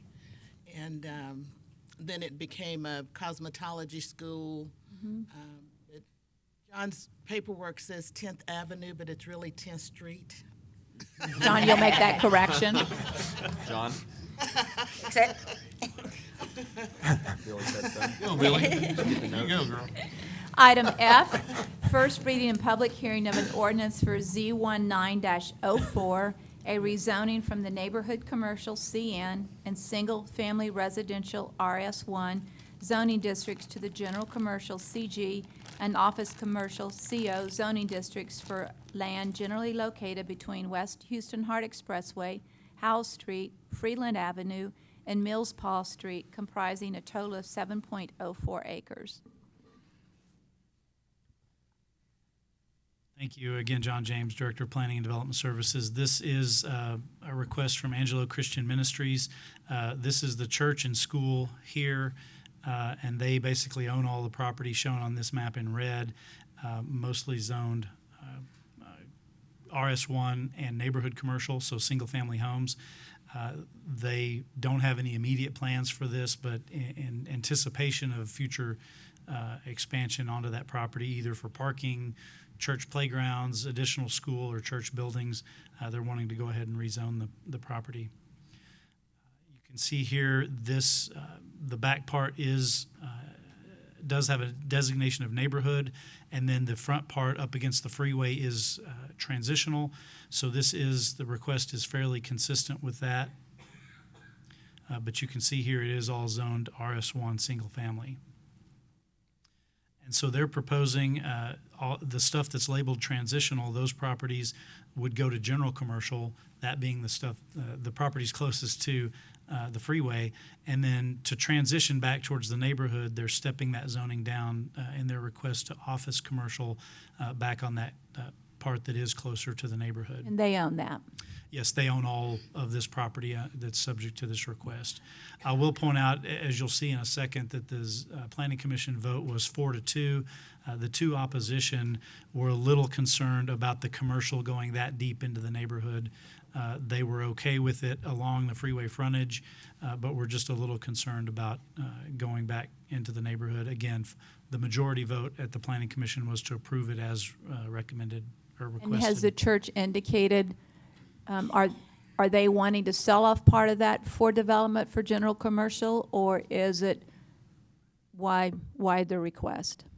I think it's more in terms of their future needs, but to have the greatest flexibility in case they did want to sell anything. I'm sort of speculating for them. That does give them the ability to do that if they choose so. I don't think that's their plan, and there may be someone here that can speak to that from them, but I think it is for flexibility for their church, future church uses, future school uses. It does also affect, they just recently got a variance from the Planning Commission for a sign. The current zoning allowed a shorter sign than they wanted. They had to get a variance to allow the taller sign. This commercial zoning would have allowed that taller sign, so if they want to do additional signage in the future, this clears that up for them as well. A few pictures of the area, you can see it's mostly vacant. There is looks like an old house, but it's currently used as an office and maintenance building for the church at that location. There's another church that's nearby. This is not related to Angelo Christian Ministries, but you can see their facility back in the background on this picture. Again, all of this property is vacant for the most part. There are, as you noticed on the map, some crisscrossing alleys and roadways. They may seek to abandon those in the future if they develop more of a campus in that area, but that is not part of the request today. We believe this is compatible with the surrounding area. It's compatible with our existing plans for the area. I won't read through all of these. They're in your background information, but basically it meets all of our conditions for a rezoning. We did send out our notifications, received 2 in favor, none in opposition. And as I mentioned, staff does recommend approval, as did the Planning Commission. Lane, do you have any questions? With this, I'll move to approve as presented. Does anybody else have any questions or comments? Okay, Lane, go ahead. Move to approve as presented. Second. Any public comment? With no public comment, we'll take a vote. All in favor, say aye. Aye. Motion passes 7-0. Item G, consider ratifying COSA DC's resolution authorizing the use of sales and use tax funds in an amount not to exceed $200,000 to provide an economic development incentive to SMC Global. And Michael Looney, you're on. Good morning, Mayor, City Council. You're not on. He's kind of on. Shannon will be on. Shannon Scott, Business Retention and Expansion Coordinator for the city. Of course, Michael Looney, Vice President, Economic Development for the Chamber. So this is a project that Michael and I have been working together on, and as the mayor stated, it is in regards to ratifying a resolution that the Costa DC Board approved at their March meeting. So we will begin by going over some background information for SMC Global, who is also known as Special Materials Company. So what they do, there's a specialty chemical supplier with global sourcing and production facilities. Some of their products include green solvents, phosphorus derivatives, and oilfield chemicals. So what they're wanting to do in this particular instance is lease a vacant facility, and I'll let Michael talk a little bit more about that in a moment. It's located at 2801 West Loop 306. And what they're wishing to do by leasing this property is to house additional inventory, which includes business and personal property. So currently they have 11 employees with an average salary of $60,000 per employee. What they're wishing to do, again, in addition to leasing this building, is invest about $3.3 million in business and personal property at this new location. So again, what we do when we're presented with the project is we run all of the numbers through our economic impact analysis tool to generate an incentive package, but also a return on investment for the incentives that we're proposing for the company. So what we've come up in this instance is that they must retain their 11 current employees, and then we can offer them up to $200,000 in a property tax rebate over the course of 5 years for the $3.3 million that they invest in that business and personal property. So essentially, it would break down to about $40,000 per year up to the 5 years. And of course, in order to receive that incentive, they have to show us the proof that they've invested that $3.3 million in that business and personal property, and that they've paid all their taxes. So again, it's performance-based. We don't pay until they perform. And again, like I said earlier, so we run all of our numbers through our economic impact analysis tool. So I thought this was good to point out what our return on investment would be in this particular instance. So we have a $5.7 million in annual economic output, as well as $3.8 million increase in gross annual product with a payback period of 5.8 years. And again, with that, I'd be happy to answer any questions. I know Michael's here. David Baker with SMC Global is here as well. So if there's any questions y'all like to ask us three, we'd be happy to answer those. That's in the Barry plant or facility, right, that's been vacant for how many years and how That's much correct. square footage? Last known tenant was 2008, and it was a kind of a temporary lease where they stored some materials in there. But the building was built in 1969. It was updated in 1975. It's approximately 90,000 square feet and has been vacant. In fact, it was one that some contacts of ours at the Board of Realtors let us know about when we sent out the alert that we needed about a 80,000 square foot facility to accommodate this expansion.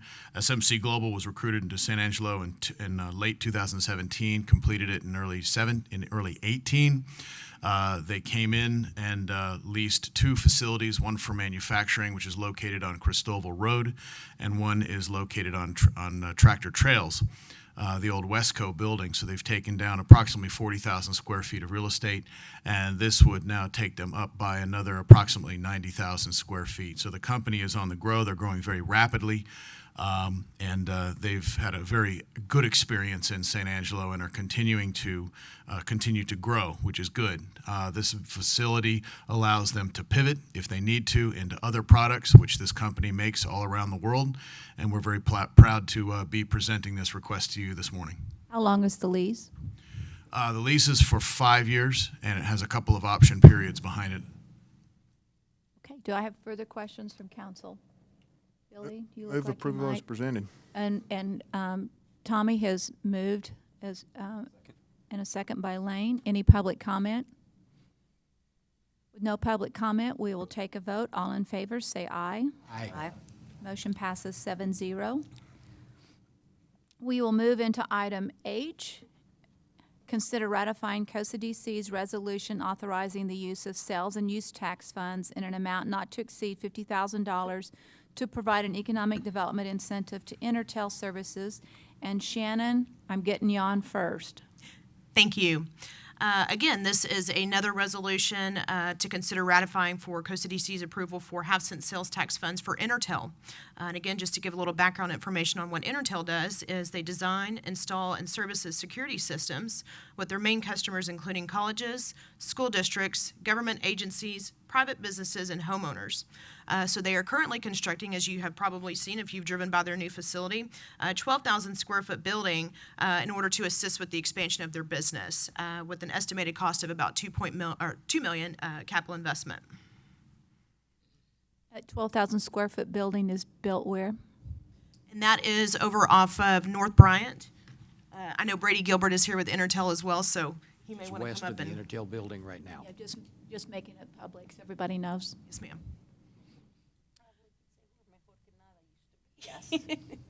Yes, ma'am. Go ahead. So again, when we were running the numbers on this project, of course, we put it in our economic impact analysis tool to see what kind of incentives we could generate. So currently, they have 73 employees. We're asking that they retain those employees. And since the capital investment is already under construction and it's something that's in the works, it's not really something we can incentivize for. But I did talk to Brady and we agreed on incentivizing for job creation. So in conjunction with retaining those employees, they're anticipating hiring up to at least 3. Let's see, I think there's another slide. Here we go. So they currently have the 73, anticipate hiring 3 more, but up to 10 additional employees with a salary of $35,000 per employee. So again, what we were able to do based on our analysis tool is provide $5,000 per employee that was created. So they must create a minimum of 3, but we can incentivize for up to 10. So with that said, it could be a potential maximum incentive of $50,000.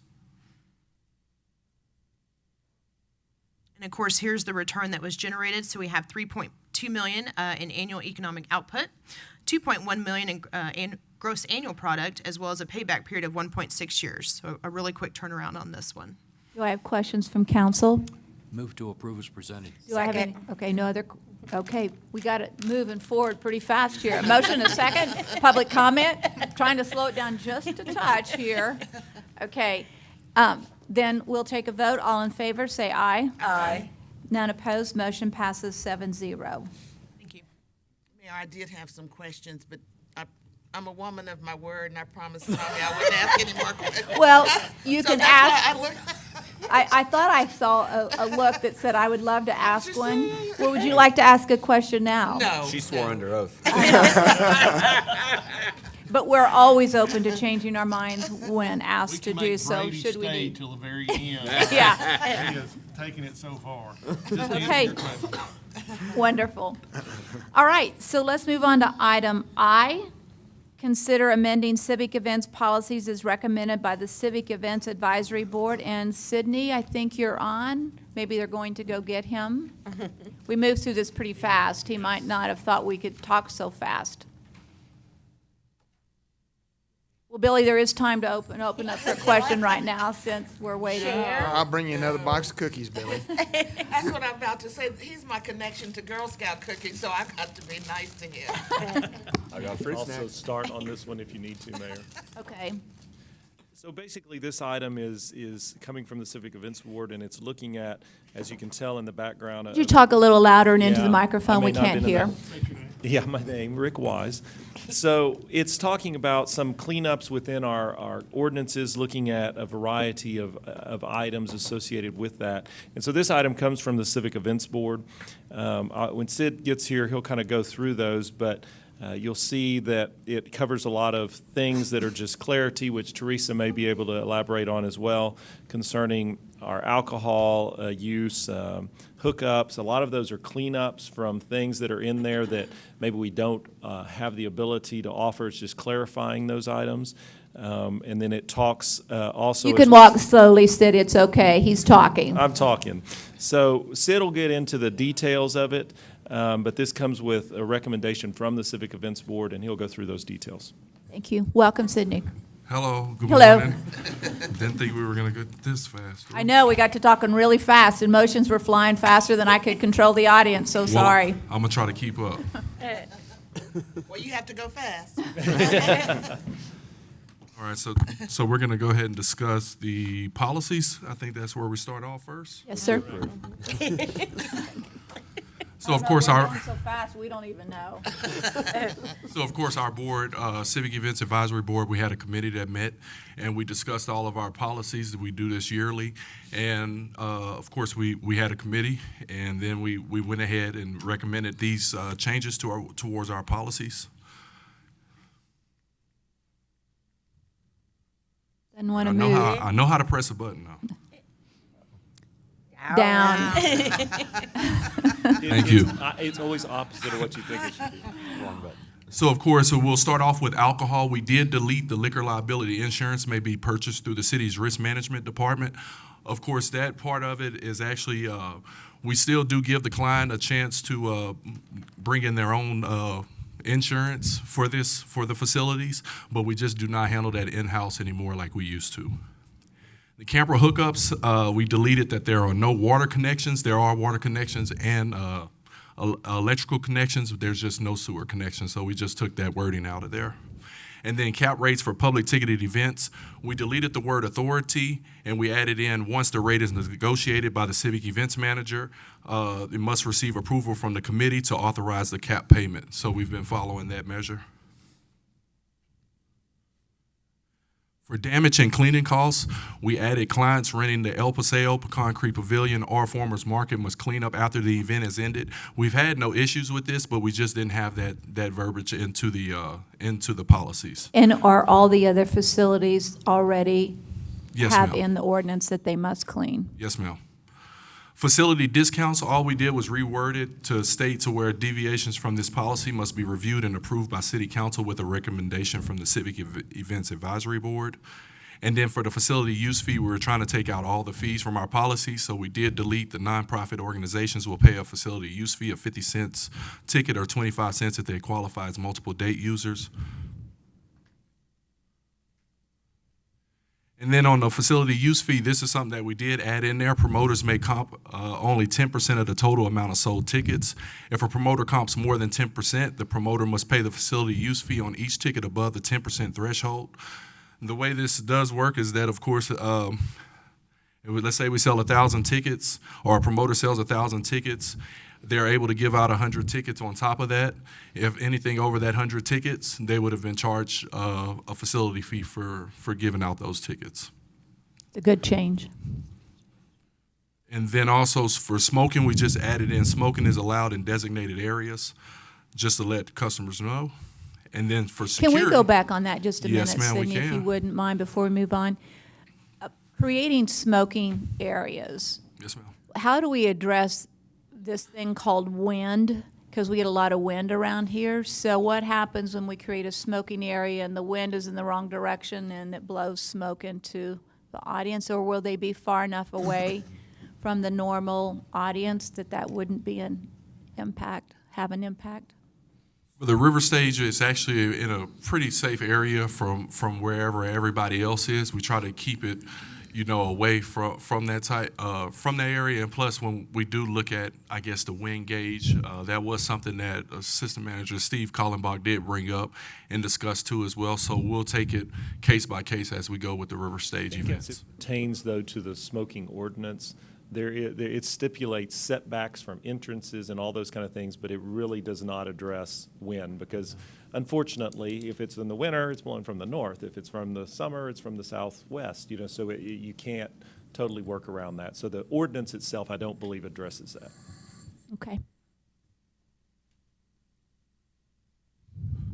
Security, we did add in all public ticketed events must provide private security for bags and guest checks. And then we did want to add in a prohibited items list. We did not have a prohibited items listing like other venues and facilities do have. So we wanted to actually put that together so we could have something to show customers or clients that did have a problem with what we were saying you could not bring in.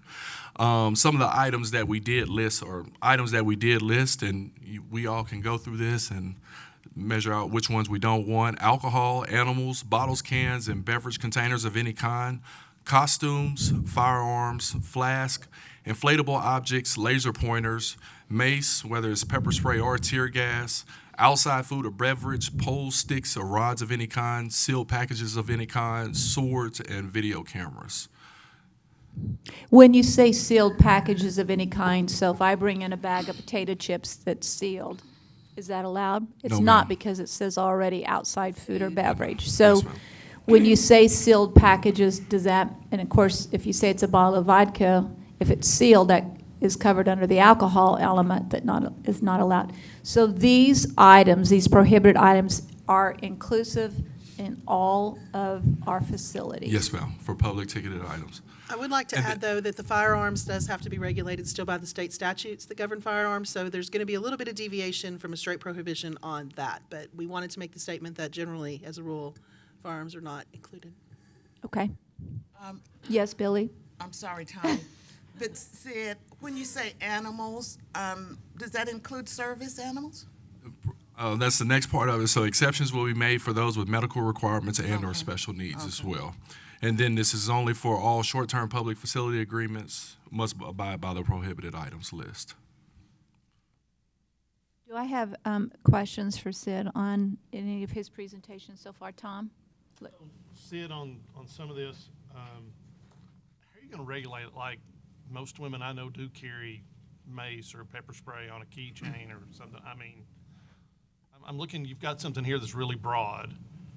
You're going to have to put a lot of signage to make sure this doesn't happen, or we're going to get phone calls. Yes, sir. I'm hoping that we'll be able to get something through with public information to let customers know beforehand for concerts and events what we do allow as well. And, I mean, with the listing that we did have, I see this, other venues do regulate this, so I'm hoping that we can control it too as well, just like any other facilities do. One more. Over here on facility discounts, you got deviations from this policy must be reviewed and approved by City Council with a recommendation from Civic Events Advisory Board. So does it only come to us if y'all recommend it, or? Well, it comes either way. If it's whatever their recommendation is, whether they agree with it or the facility discount or not, it does come to you this way. Question mark, because I do think we need to review that whole item of mace and pepper spray. So for women who carry it on a regular basis, so if you take it out of their handbag for the evening, we're capable of making sure it gets back to that person when they leave? Yes, ma'am. Number one. Yes. I mean, we've done it before with other items too as well. So, I mean, if we need to regulate that way, then we will.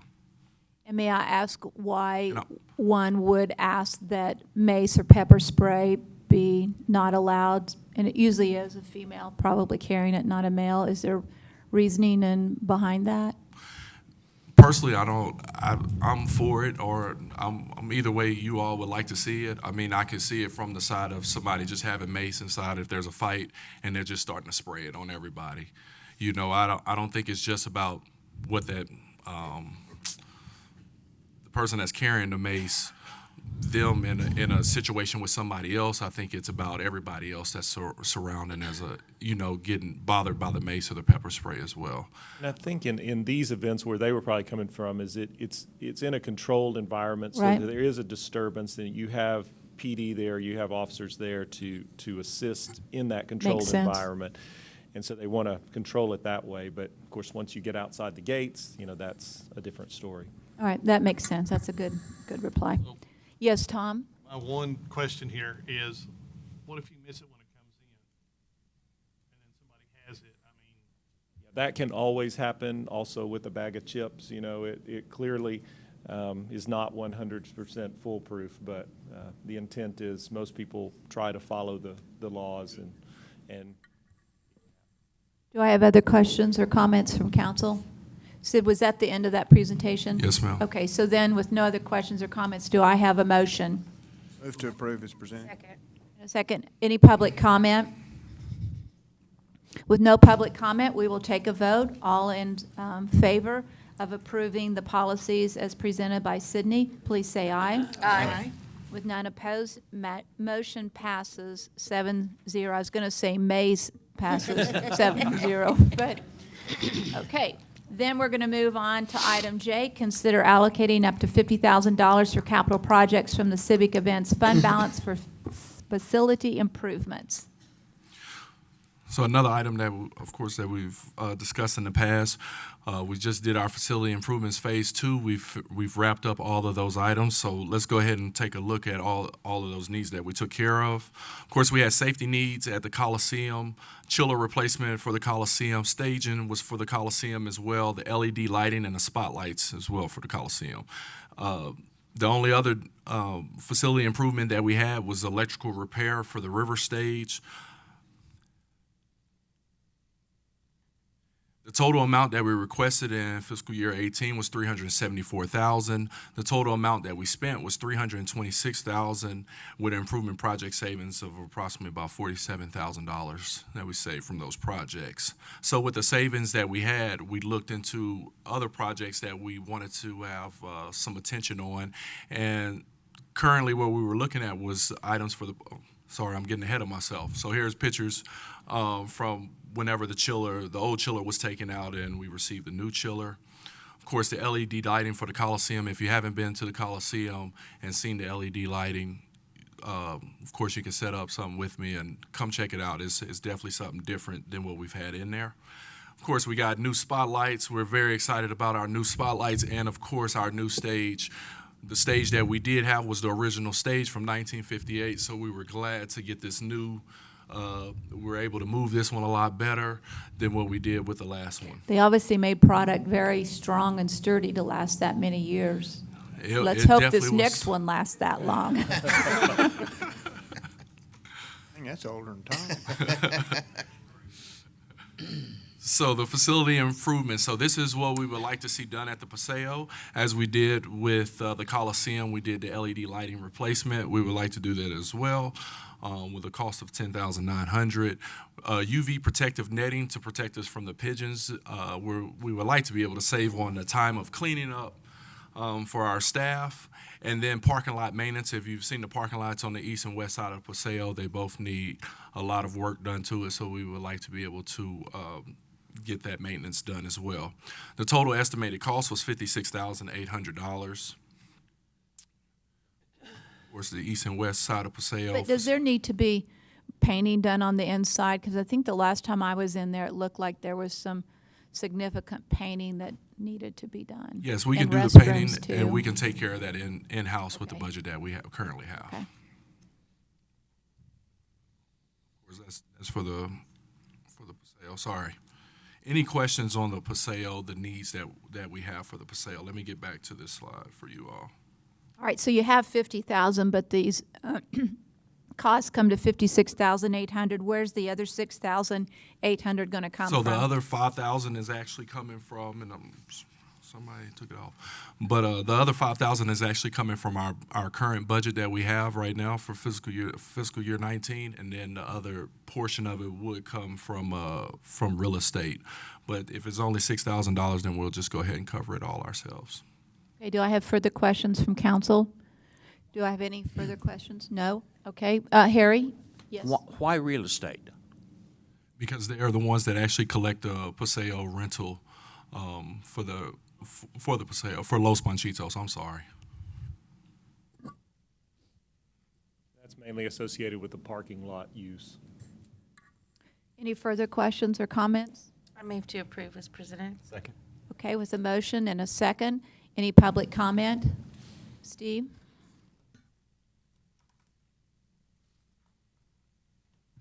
Steve Hampton. I think this is a good thing. Excuse me. I think this is a good thing. What I am unhappy about is that this could lead to passing things forward, could lead to overestimating expenses in the future, and for such situations. But a lot of these I'm happy about because they are money saving. Like the lights and the nets on the cleaning and the electricity.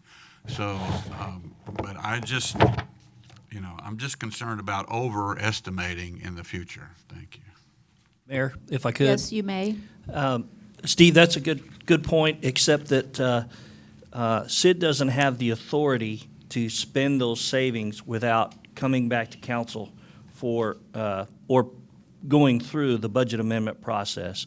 And so that's one of the things that we'll follow up, because these projects were completed, and Tina, give me a nod, the savings fell to fund balance, right?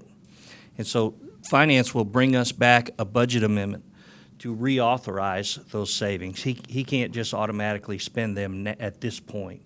So it's a good point, but in this case, there will be another council action item in a future meeting to authorize that fund balance to be spent. Okay. With that, we will take a vote. All in favor, say aye. Aye. With none opposed, motion passes 7-0. Thank you. Item K, consider resolution authorizing application for financial assistance from the Texas Water Development Board for water system improvements, expressing official intent to reimburse costs of said projects and making certain findings in connection therewith. And Tina, you're on. Yes, ma'am. Mayor, I'm going to speak to the financial side of this. If you have any questions on the actual project side, Allison is here as well. So the city's pursuing further development at the Hickory groundwater source, including well field development, transmission piping, and a treatment system. And this is the first step in an action to apply to the Texas Water Development Board for future funding needs. The amount that we're seeking right now is $66 million. The initial engineering costs we plan to fund up front through some savings in the original Hickory loan, as well as some ongoing capital monies, which we would reimburse then if we were to receive this loan from the Texas Water Development Board. So that's the financial side of it. Yes, but we're saying up to 66. Yes, we are ma'am. not saying it's going to cost 66, and we're not saying we're borrowing 66. We're simply making an application that would allow for Up to up Yes, to ma'am. 66 We- million. So we should not assume we are asking to borrow 66 million as of this moment. That's correct, exactly correct. Do I have questions from council? No questions from council. Then do I have a motion? A motion by Harry? Second. And a second by Tommy. Do I have public comment?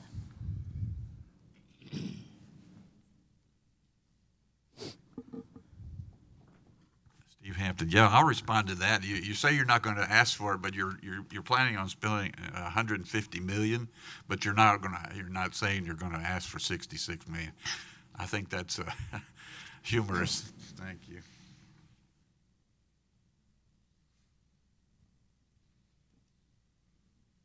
Part of the reason for presenting it as it was presented is if, in fact, we asked for 20 million and the project came in at 20,500,000, we would not be able to move forward.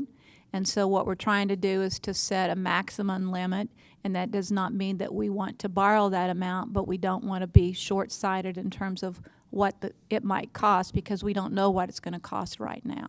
And so when, in fact, we do know what it's going to cost, we would come back to council and ask for that dollar amount.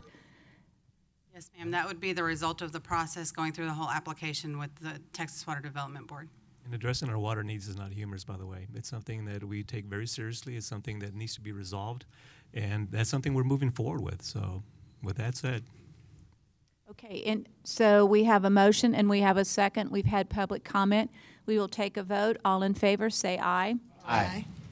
Motion passes 7-0. We will move on to item L, the update on sales tax revenue performance. And Tina, you're on. Yes, ma'am. Sales tax was up 11.65% in April as compared with the same month in the prior year. And we're currently over budget for revenue by just over $800,000.